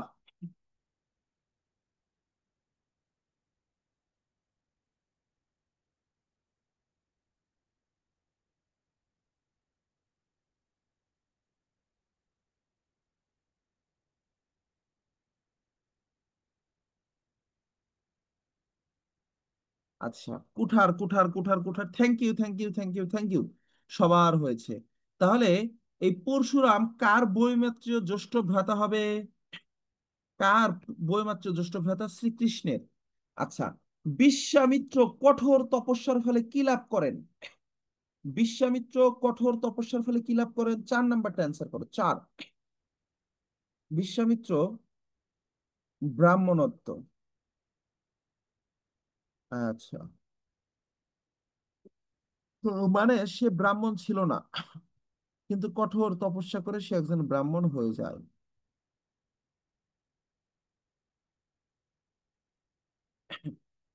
আচ্ছা, এরপরে আসেন, বিদ্রোহী কবিতায় তরবারি সদৃশ অস্ত্র বিশেষকে কি বলে অভিহিত করা হয়?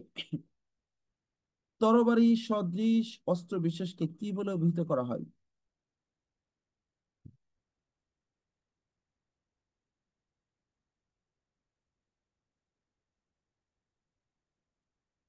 ইয়েস, খড়গ খড়গ খড়গ খড়গ খড়গ, ঠিক আছে, থ্যাংক ইউ। এটা খড়গ কি হবে? আচ্ছা, আগের পেজটাতে যে আমরা, এই শোনো, খড়গ কৃপান, এ বাবা, এটা খড়গ হবে না রে বোকা। এইটা খড়গে তো মানে মানুষের মাথা রাখে, কিন্তু খড়গ দিয়ে কি কাটে রে বোকা? খড়গ হবে না, এটা হবে কৃপান। কৃপান মানে হচ্ছে তলোয়ার, কৃপান মানে হলো বড় ছুরি। কৃপান মানে কি তলোয়ার বা বড় ছুরি। এখানে খড়গ কৃপান, এখানে কৃপান হবে রাইট আনসার। এর পরের কোশ্চেন আসো, বিদ্রোহী সুদ বিশ্ববিধাত্রী, এখানে বিদ্রোহী সুদ বলতে কি নির্দেশ করা হয়েছে বলো তো? বিদ্রোহী সুদ বলতে কাকে বোঝানো হয়েছে?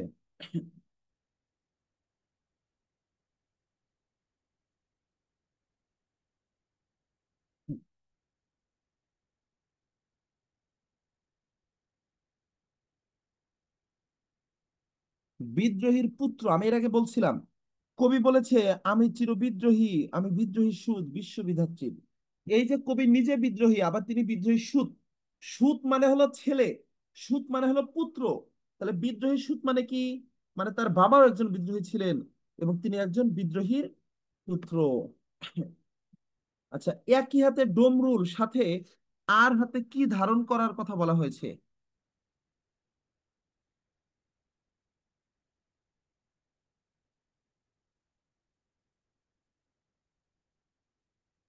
ডমরু ত্রিশাল, ত্রিশূল ধর্মরাজের দণ্ড, তাই না? ডমরু ত্রিশূল, ডমরু ত্রিশূল।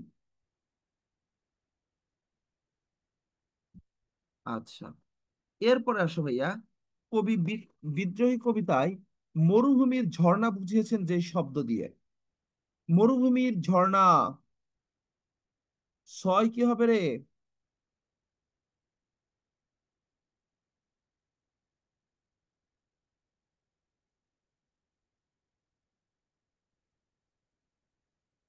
আচ্ছা, ঠিক আছে, তোমরা যারা যারা বি দিচ্ছ, সি দিচ্ছ, তোমাদের সবাইকে অভিনন্দন। এখানে রাইট অ্যান্সার হবে মরুনির ঝড় ঝরো ঝরো। পুরাণ কাহিনী অনুসারে পরশুরাম কে ছিলেন? পরশুরাম ছিলেন হলো তোমার বিষ্ণুর অবতার। বিদ্রোহী কবিতায় কবি নিজেকে কার সুত বলেছেন? সুত মানে কিন্তু ছেলে। কবি নিজেকে কার ছেলে বলে দাবি করেছেন যে আমি বিশ্বামিত্র শিষ্য, তাই না? বিশ্বামিত্র বিশ্ববিধাত্রী, বিশ্ববিধাত্রীর সুত। আচ্ছা, ক্ষত্রিয় কুলে জন্মগ্রহণ করেও তিনি ব্রাহ্মণত্ব লাভ করেছিলেন তপস্যার ফলে। আচ্ছা, সেটা কে? সেটা হলো বিশ্বামিত্র।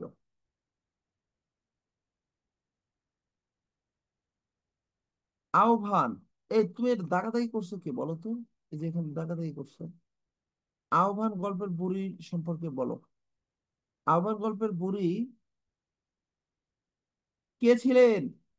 জমির করাতির স্ত্রী। তাকে যখন বলা হয় মাগো, তোমার স্বামীর নাম কি, সে বলে তানার নাম তো মুখে আনতি নাই বাবা, তবে তানি করাতির কাজ করিতেন। বলছে ও আচ্ছা। যখন তিনি তার খুড়ামশাইকে জিজ্ঞেস করেন যে এই ভদ্রমহিলা, তার হাজবেন্ড কে ছিল, বলে তার হাজবেন্ড একজন কি ছিল, করাতির কাজ করত, জমির করাতি ছিল। দুয়ের, আচ্ছা দুই দিচ্ছ তোমরা। আহ্বান গল্পে বুড়িকে কে মা ডাকতো? ইয়েস, হাজরা বেটার বউ। হাজরা বেটার বউ মা ডাকতো। তোমরা তিনের অ্যান্সার করো, তাই একদিন মোর ঘর খানা না হয় দেখতে গেলে। ও মোর গোপাল, এখানে গোপালটা কে?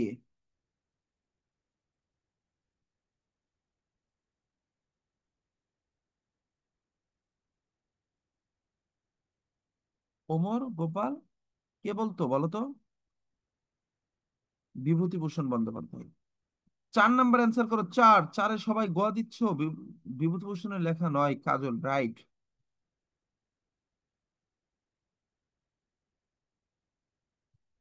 এর পরের অ্যান্সারটা করো, পাস।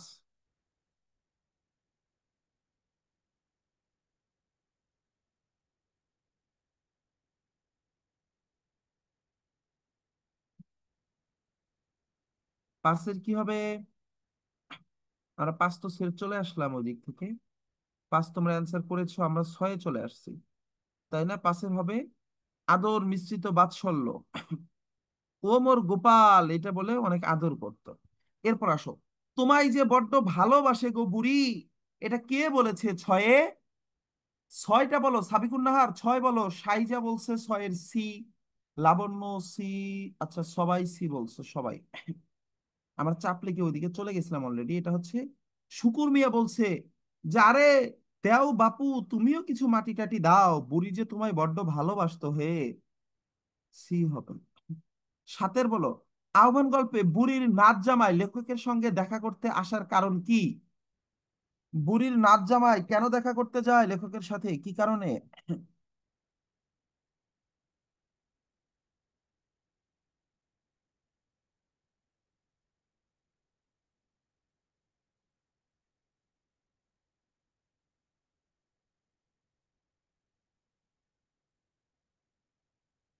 ওকে, সাথে সি দিয়েছো, তোমাদের সবার হয়েছে। বুড়ির নাচ জামাই গিয়েছিল কাফনের কাপড়ের টাকার জন্য। আট অ্যান্সার করো, আট। আহ্বান গল্পের লেখক কোন সূত্রে আর্থিক, ধর্মীয় ও বয়সগতভাবে দুই মেরুতে অবস্থানরত দুইজন মানুষকে কি করেছে এইখানে গ্রথিত করেছে? সৌজন দুইজন মানুষকে একই সূত্রে গ্রথিত করেছেন। আটের কি হবে ভাইয়া?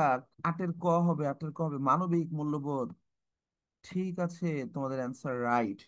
নয় নাম্বার অ্যান্সার করো, করাতির কাজ বলতে কি বুঝায়? করাতির কাজ বলতে কি বুঝায়?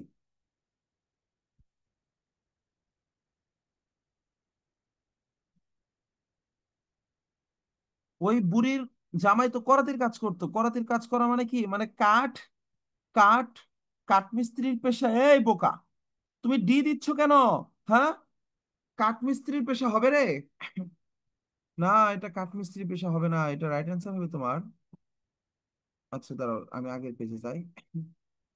কাঠ চেরাই করে কাটা, কাঠ চেরাই করে কাটা। এরপরে আসো তাহারেই পরে মনে কবিতা। তাহারেই পরে মনে কবিতাতে আমরা এখন জাম্প করব। তার আগে বলো তোমরা রেডি কিনা, বলো সবাই, ঠিক আছো? রেডি? ওকে, ইয়েস। আমরা তাহারেই পরে মনে কবিতায় এখনই প্রবেশ করছি, চলো। নাম্বার ওয়ান, পুরী শব্দটি এসেছে কোথা থেকে?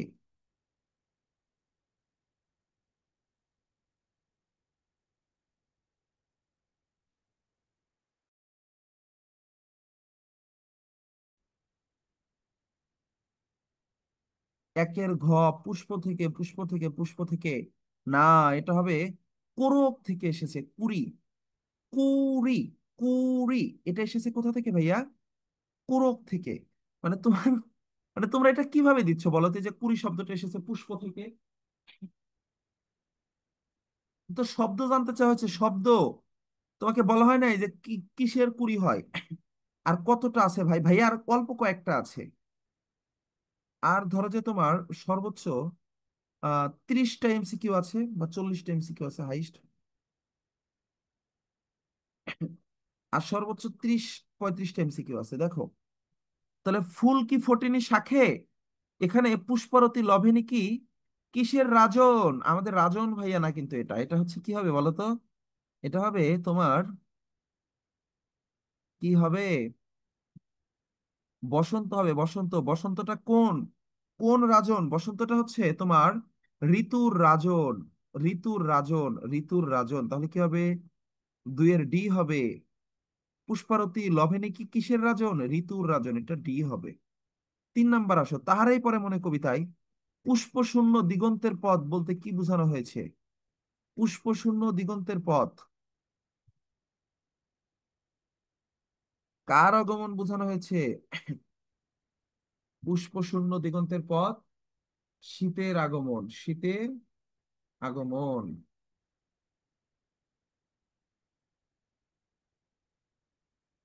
ওকে। এরপরে আসো ভাইয়া। আহ ফুল কি ফোটিনি শাখে, পুষ্পরথী লবের কি ঋতুর রাজন।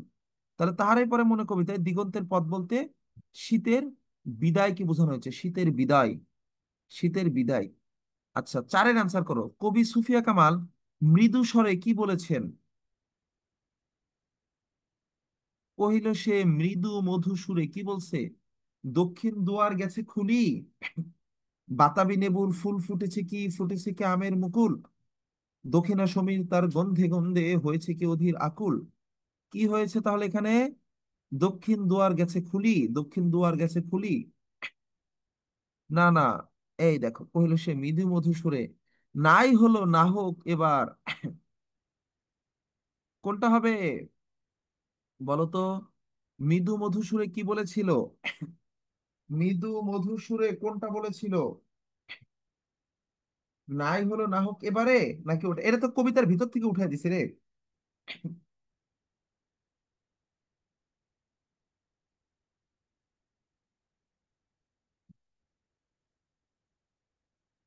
একদম ভিতর থেকে উঠাই দিছে না? কি হবে বলো তো? ইয়েস। আচ্ছা, তারপরে 5 নাম্বারটা অ্যান্সার করো। কুহেলি উত্তরি তলে মাঘের সন্ন্যাসী।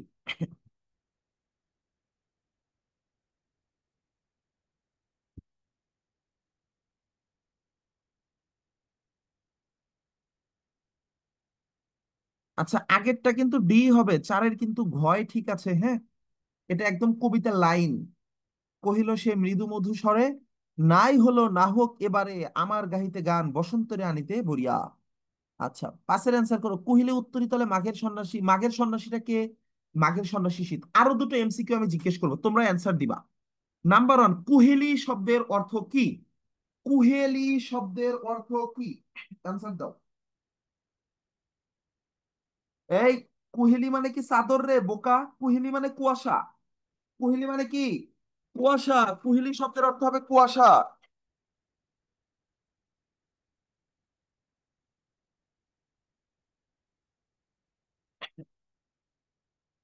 কোহেলি শব্দের অর্থ হবে কুয়াশা।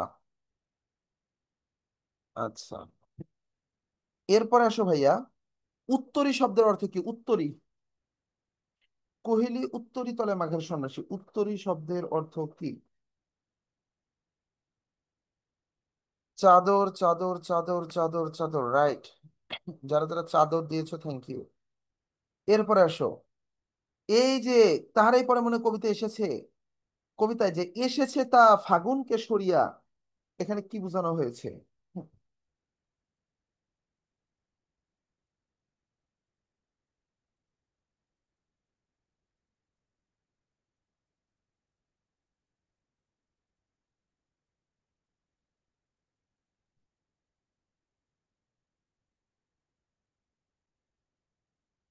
এসেছে তা ফাগুনকে সরিয়া, কি বোঝানো হয়েছে বলো? এসেছে তা ফাগুনকে সরিয়া। এখানে প্রকৃতির রীতি, প্রকৃতির রীতি। যারা যারা ঘ দিয়েছো, শারমিন, তারপরে সামিয়া, রেদওয়ান, রামিম, তোমাদের সবাইকে ধন্যবাদ। এরপরে লেখো 7 নাম্বার। কবির জীবনে শূন্যতা নেমে আসার কারণ কি? কবির জীবনে শূন্যতা নেমে আসার কারণ কি? স্বামীর মৃত্যু। স্বামীর মৃত্যু। সবাই দিচ্ছ, সবার উত্তর রাইট হচ্ছে। স্বামীর মৃত্যুই রাইট অ্যান্সার। আচ্ছা, এরপরে আসো। অলোক শব্দটি কবিতায় কি অর্থে ব্যবহৃত হচ্ছে? অলোক বলছে না, অলোকের পাথার বাহিয়া, এই অলোক শব্দের অর্থ কি?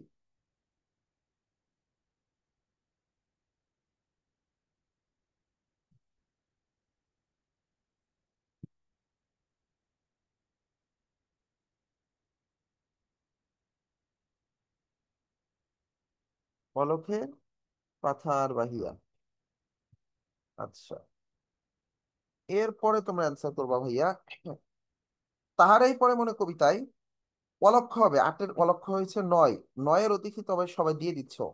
9-এর কি হবে ভাইয়া? 9-এর হবে মাধবী কুড়ির বুকে গন্ধ নাহি, তাই না? মাধবী, এটা হবে খ।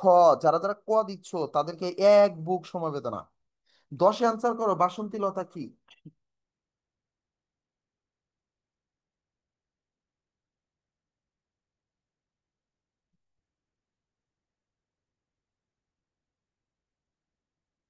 10-এর আনসার করো, বাসন্তী লতার অর্থ কি?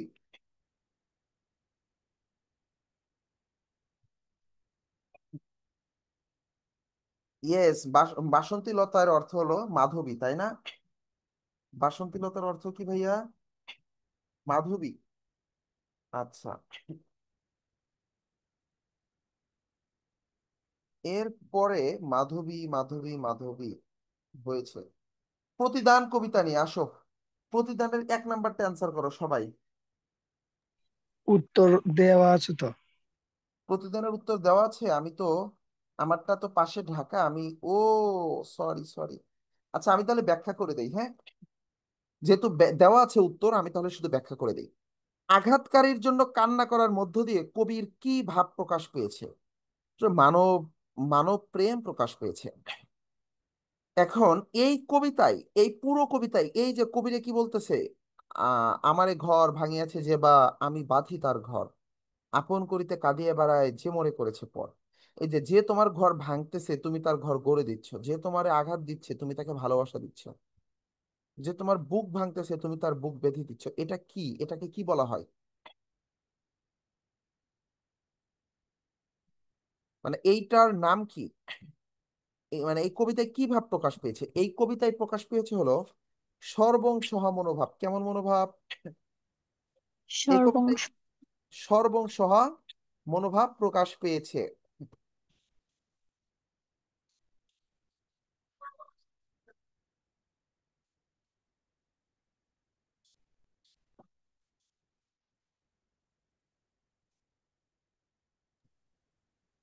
সর্বংসহা মনোভাব প্রকাশ পেয়েছে, পরার্থপরতা প্রকাশ পেয়েছে। পরার্থপরতা এবং সর্বংসহা মনোভাব প্রকাশ পেয়েছে। এরপরে অ্যান্সার করবা, তোমরা বলবা সেটা হলো যে মরে দিয়েছে বিষে ভরা বান, আমি দেই তাই তারে বুক ভরা গান। এই পংক্তিতে কি বোঝানো হয়েছে? আত্মত্যাগ। এখানে আত্মত্যাগ দেওয়া আছে, বাট এই পুরো কবিতায় হলো সর্বংসহা মনোভাবটাই প্রকাশ পেয়েছে।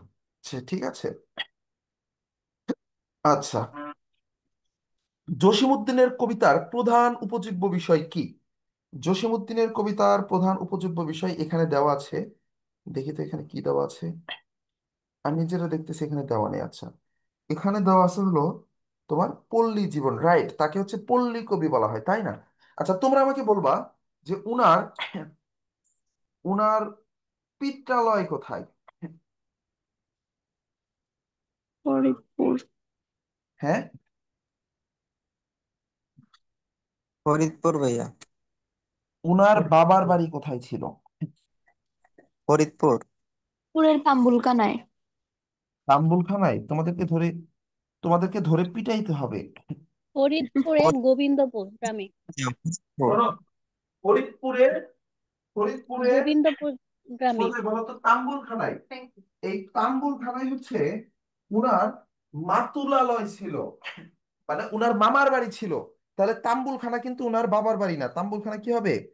উনার বাড়ি। মাতুলালয়। উনার জন্ম হয়েছিল মামার বাড়িতে।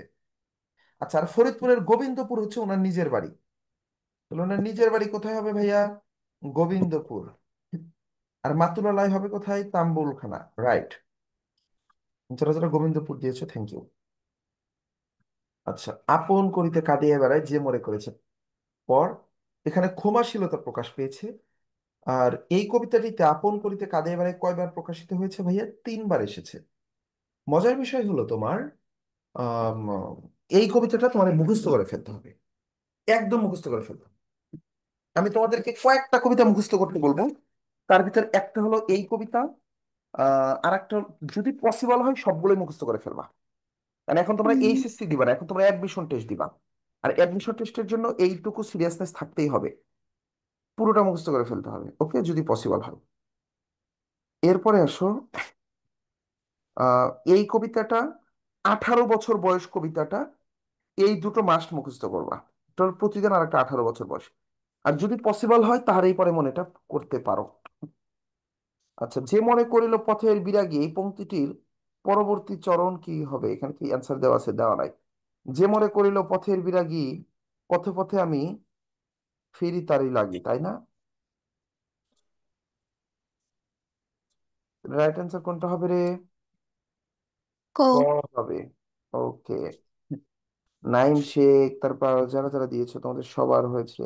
লাবণ্য, নাইম শেখ, সাইজা, সঞ্জয় দেবনাথ, রামিম, আলিফা, অর্পা, সবার হয়েছে। যে কবির ঘুম হেরেছে, কবি তার জন্য কি করে? যে কবির দীঘল ঘুম রজনী ধরেছে। জাগে।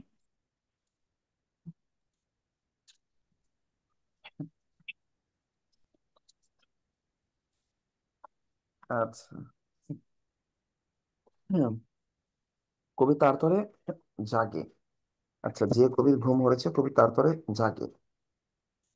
এরপরে আসো, দীঘল রজনী তার তরে জাগে, ঘুম যে হয়েছে আমার। আচ্ছা, প্রজ্ঞান কবিতায় উল্লেখিত রাতটি কেমন ছিল? দীঘল রজনী, তাই না? দীঘল রজনী তার তরে জাগি, ঘুম যে হরেছে মর। আচ্ছা, এরপরে, আমারে ঘর ভাঙিয়েছে যে বা আমি ভাবি তার ঘর, এই পংক্তিটি কবিতায় কয়বার এসেছে বলো তো? হুম, 2 বার। কয়বার এসেছে? 2 বার। 2বার এসেছে। ওকে।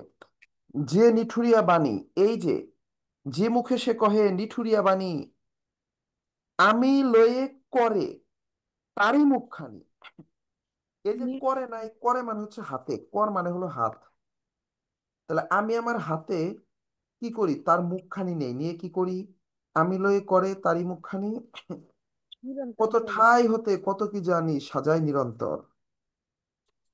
আচ্ছা, তাহলে কি করে? দশের কি হবে? দশের ক হবে, নিরন্তর সাজান। আচ্ছা, এইবার তোমরা আমাকে বলো, এই গল্প কবিতাগুলো থেকে কোনো শব্দ অর্থ বা কোনো পাঠ তোমরা বুঝতেছো না, এরকম কিছু থাকলে আমাকে বলো।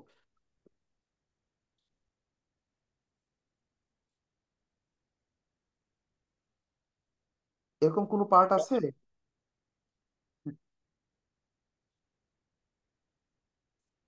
কোশ্চেন করো, আনমিউট করে আমাকে কোশ্চেন করো। আচ্ছা, জি না, সবই বুঝছি ভাইয়া, আমার ফেভারিট কবিতা এটা। ওকে,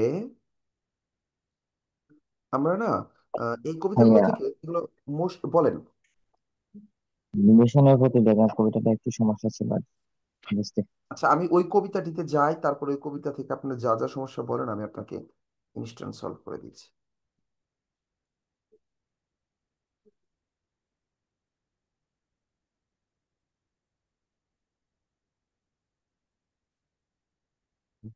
ভাইয়া বলেন, এই কবিতা থেকে কি কি সমস্যা বলেন? যে কোনো লাইন বলেন, বই খুলে বসছেন তো, লাইন বলেন, ওই লাইনে কি বুঝাইতে চাইছে আমি বুঝাই দিচ্ছি। জি ভাইয়া, দেখছি। ভাইয়া, আচ্ছা, জি আমি জি তো ভাইয়া। আপনাদের সম্ভবত বিবেচনার প্রতি মেঘনাদ কবিতার ক্লাস নিয়েছি। হুম, যদি ক্লাস নিয়ে থাকি তাহলে আমি না আপনাদেরকে, আচ্ছা, আমার কি হচ্ছে, পুরো স্ক্রিন শেয়ার হচ্ছে কিনা, আমি আপনাদেরকে একটা জিনিস সাজেস্ট করতে পারি। সেটা হলো আপনারা আম, আমার বিবেচনার প্রতি মেঘনাদের উপর শুধু এই কবিতার উপর একটা ক্লাস নেওয়া আছে, হ্যাঁ, 1-1.5 ঘন্টা, ওইটা একটু আবার দেখে নেবেন। আমি কিন্তু আপনার প্রবলেমগুলো এখানেই সলভ করিয়ে দেব, কিন্তু ভাইয়া এইটা মাদ্রাসার স্কুলের আলাদা কোনো সিলেবাস না। হ্যাঁ, এটা অ্যাডমিশনে সবই পড়তে হবে, কোনটা মাদ্রাসায় ছিল ছিল না। মুর্শিদা বলছে এটা মাদ্রাসার সিলেবাসে ছিল না, এই জন্য একটু সমস্যা হয়। কোনো সমস্যা নাই। আচ্ছা, ওই 1.5 ঘন্টার ক্লাসটা, 1-1.5 ঘন্টার ক্লাসটা কই পাবেন আমি যদি একটু দেখায় দিই। আপনারা ইউটিউবে গিয়ে জাস্ট সার্চ করবেন, Noman sir Bangla class. Noman sir Bangla class লিখে সার্চ দিলে, আচ্ছা দাঁড়ান আমি একটুখানি এখানে দেখানো যায় কিনা, অল্প করে একটু দেখাই দিয়ে আসি, হ্যাঁ? এখন কি আমার ইন্টায়ার স্ক্রিন দেখা যাচ্ছে?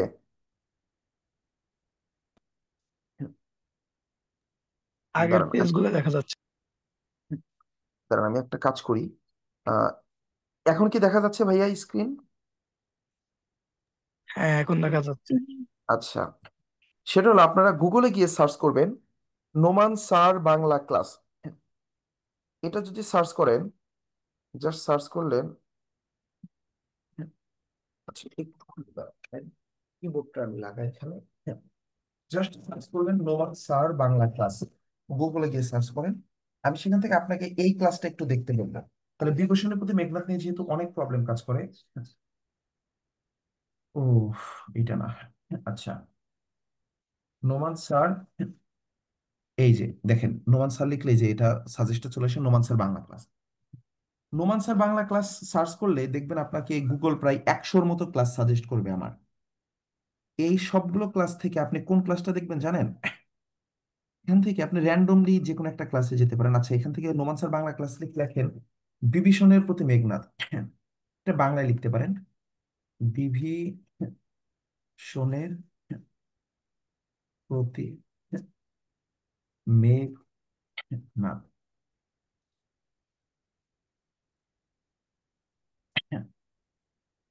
তাহলে এই যে এই ক্লাসটা চলে আসবে।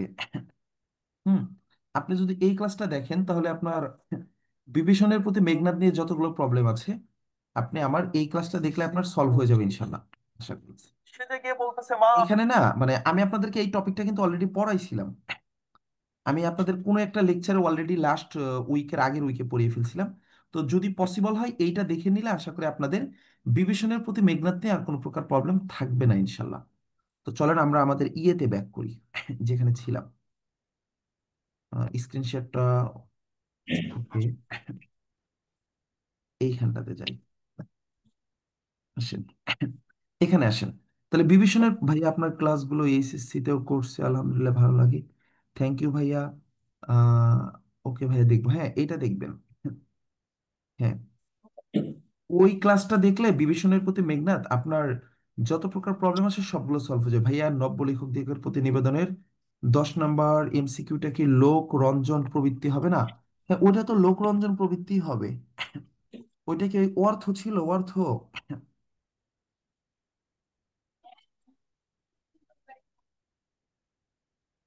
আচ্ছা দেখি তো।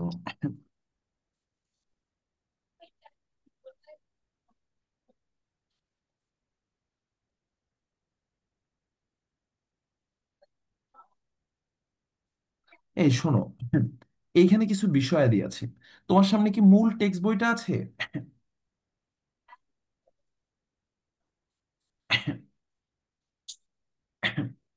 অর্থের আচ্ছা, মূল টেক্সট বই কি লেখা আছে বলো তো আমাকে লাইনটা।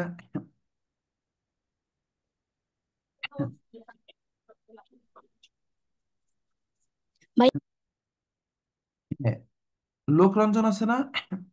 আমার মনে হচ্ছে এটা লোকরঞ্জনই হবে, বুঝছো? এইটা লোকরঞ্জনই তো হয়। তো এখানে মনে হয় আমাদের ওই তখন এটা সিলেক্ট করতে ভুল হয়েছিল। তোমরা এটা লোকরঞ্জনটাই রাইট অ্যান্সার হিসেবে নাও, হ্যাঁ। এটা লোকরঞ্জনটাই হবে, কারণ মানুষ তো এখন লোকরঞ্জনের জন্য, ফেম পাওয়ার জন্য, নেম পাওয়ার জন্য লিখতেছে। ওকে, হ্যাঁ এটা লোকরঞ্জনই হবে, কারণ এটা চুরি করার প্লাজিয়ারিজম, এটার সাথে তো এটা সম্পর্কিত না। এটা লোকরঞ্জনই হবে ভাইয়া। 10-এর খ দাগাও। হ্যাঁ, আচ্ছা অন্য কোনোটা ভাইয়া বলো দেখি।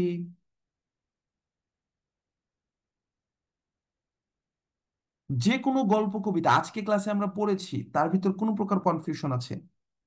ভাইয়া, আজকে বাংলা ফার্স্ট পেপারে সব গদ্য পদ্য হয়ে গেল রিভিউ? আরে না রে বোকা, সবগুলো কেমনে হবে? আমরা আমরা এখানে 9টা টপিক পড়েছি, টোটাল 24টা টপিক আছে, আরো অনেকগুলো গল্প কবিতা বাকি আছে। আজকে আমরা কয়টা পড়ছি মাত্র দেখবা তুমি? আমি যে ফার্স্ট পেজটা আনি, আজকে আমরা বাংলা নব্য লেখক দিগের প্রতি নিবেদন পড়ছি, তারপরে তোমার হচ্ছে বিভীষণের প্রতি মেঘনাদ পড়েছি, অপরিচিতা দেখেছি, সোনার তরী দেখেছি, বিলাসী, বিদ্রোহী, আহ্বান, তাহারই পরে মনে প্রতিদান। আর শোনো, চিন্তার কোনো কারণ নাই, এগুলো আবার রিভিউ ক্লাস হবে, হ্যাঁ। এই প্রত্যেকটা গল্প কবিতার উপর আবারও ক্লাস হবে। তোমাদের আরো রিভিউ ক্লাস হবে, যেখানে আমি একটা ক্লাসেই সবগুলো কবিতা গল্প পড়াবো, একটা ক্লাসেই সবগুলো কবিতা পড়াবো, একটা ক্লাসে নাটক উপন্যাস পড়াবো, অর্থাৎ চিন্তার কিছু নেই। তোমাদের আবার এগুলোর উপরে রিভিউ ক্লাস হবে। বলো তোমরা, আমি আর 8 মিনিট আছি, তোমরা কিছু বলো, কোনো কোশ্চেন টোশ্চেন থাকলে বলো ভাইয়া। আচ্ছা, তোমরা আনমিউট করো, আনমিউট করে আমাকে কথা বলতে পারো। বা তোমাদের যে কোনো প্রকার কোশ্চেন, ভাইয়া এমসিকিউ এক্সাম নিলে ভালো হতো। সব পার্ট ওকে হবে। বাংলা দ্বিতীয় পদে সে পড়তে ভালো লাগে না। আচ্ছা, বাংলা দ্বিতীয় পড়তে ভালো লাগে না রে দুষ্ট, বাংলা দ্বিতীয় পত্র পড়তে হবে তো, বাংলা দ্বিতীয় পত্র পড়তে হবে। আমরা বাংলা দ্বিতীয় পত্র ক্লাস নেব। স্যার ডিউতে এমসিকিউর জন্য কয় মিনিট টাইম দেয়? 45 মিনিট সময় দেয়। 45 মিনিটে তোমাকে 45টা এমসিকিউ দাগাতে হবে। 45 মিনিটে 45টা এমসিকিউ দেখাতে হবে।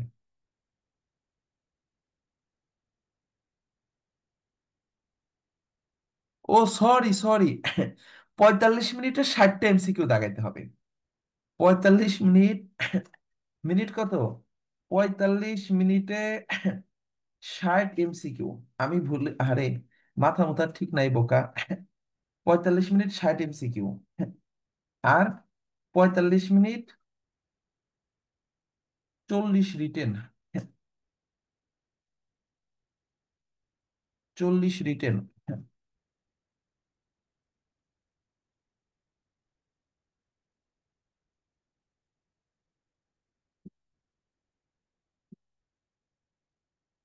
আচ্ছা, ইনশাল্লাহ বাংলা দ্বিতীয় পত্র নিয়ে তোমাদের যত প্রকার ভয় আছে সকল প্রকার ভয় ইনশাল্লাহ নেক্সটে কেটে যাবে। আমরা 40 মিনিটের রিটেন না বোকা, 45 45, 45 মিনিটে রিটেন হবে, 45 মিনিটেই এমসিকিউ হবে। ভাইয়া অনলাইন এক্সাম কারো সমান মার্ক থাকলে আগে সাবমিট সাবমিট করানো যায়, পজিশন হয়। অফলাইনে সমান মার্ক করলে কিভাবে পজিশন হয়? সম্মিলিত পজিশন হয়। অফলাইনে সবাই সেম মার্ক পেয়েছে, তখন সম্মিলিত রেজাল্ট হয়। কিন্তু ঢাবিতে সম্মিলিত হওয়ার চান্স খুবই খুবই কম, কারণ তুমি কোনো না কোনো দিক দিয়ে ধরা খেয়ে যাবাই। আর হলে ওই সিরিয়ালগুলো পাশাপাশিই থাকে। ওদের প্রয়োজনে রিটেনটা আবার দেখে, যদি কোনোভাবে জিপিএ টিপে কোনোভাবে মিলতেছে না, সব সেম সেম হয়ে যাচ্ছে। আচ্ছা, হ্যাঁ অফলাইনে হচ্ছে ওই তো ই করে তোমার রেজাল্ট গুলোকে সবাইকে সম্মিলিতভাবে ফার্স্ট সেকেন্ড বানাই। ধরো একই মার্ক পেয়েছে, ধরো 30-এর ভিতরে 30 পেয়েছে, একসাথে 50 জন, 50 জনরাই ফার্স্ট বানাই অফলাইনে। আচ্ছা, এরপরে তোমাদের আর কি জানার থাকতে পারে? রিটেন। তোমাদের রিটেনের জন্য কিন্তু রিটেন বেসিক নিয়ে আমরা স্পেশাল ক্লাস করাবো। শুধু রিটেনের জন্য ক্লাস থাকবে, যেখানে আমরা তোমাদের রিটেন গুলো সলভ করিয়ে দেবো। আম, আর কোনো কোশ্চেন? ভাইয়া সেকেন্ড পেপার একটি টপিক করে ভালো করে বুঝাইলে ভালো হতো, দুই একটা টপিক হলে হিজি হিবি জিবি হয়ে যায়। আরে এটা সত্যি কষ্টকর। এই শোনো, তোমরা না রিটেনের একটা ক্লাস দেখিও। আমি ওই গতকাল সহায়কেই রিটেনের না, ওই ব্যাকরণের 3টা টপিক নিয়ে একটা ক্লাস নিয়েছিলাম, যেটা গতকাল রাত্রে আপলোড করা হয়েছে। ওইটা দেখে নিতে পারো, হ্যাঁ। কালকে রাত্রে একটা ক্লাস আপলোড করা হয়েছে সহায়কের চ্যানেলে, আমার চ্যানেলে। তো 3টা টপিক গুরুত্বপূর্ণ, ওই 3টা টপিক থেকে একটা টপিক মাস্ট কমন পাবা। আমি তোমাদের এখানেও পড়িয়েছিলাম, যেহেতু তোমাদের ব্যাকরণে বেশি প্রবলেম, ওটা আবার দেখে নিতে পারো। আর ঢাবি আর কোন কোন ভার্সিটিতে রিটেন হয়? ঢাবি আর জগন্নাথ, ঢাকা ভার্সিটি আর জগন্নাথ ভার্সিটিতে রিটেন হচ্ছে এখন আপাতত। আগামী বছর আরো কারা কারা নিবে আমরা বলতে পারি না। ভাইয়া ছুটি দেন, ওকে। আমি শেষ করে দিচ্ছি। আপু কি আছেন?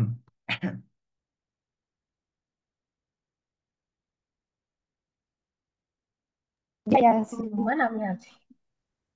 ও আপু, আচ্ছা আপু, ক্লাসটা ওদের আর কোনো কোশ্চেন নেই, তাহলে কি শেষ করে দেবো কিনা? আচ্ছা, হ্যাঁ হ্যাঁ হ্যাঁ, আমরা ক্লাস এখন শেষ করে দিচ্ছি। যে সবার সাথে তাহলে পরবর্তী ক্লাসে দেখা হবে। আজকের মতো এখানেই। আল্লাহ হাফিজ। আসসালামু আলাইকুম রহমতুল্লাহ।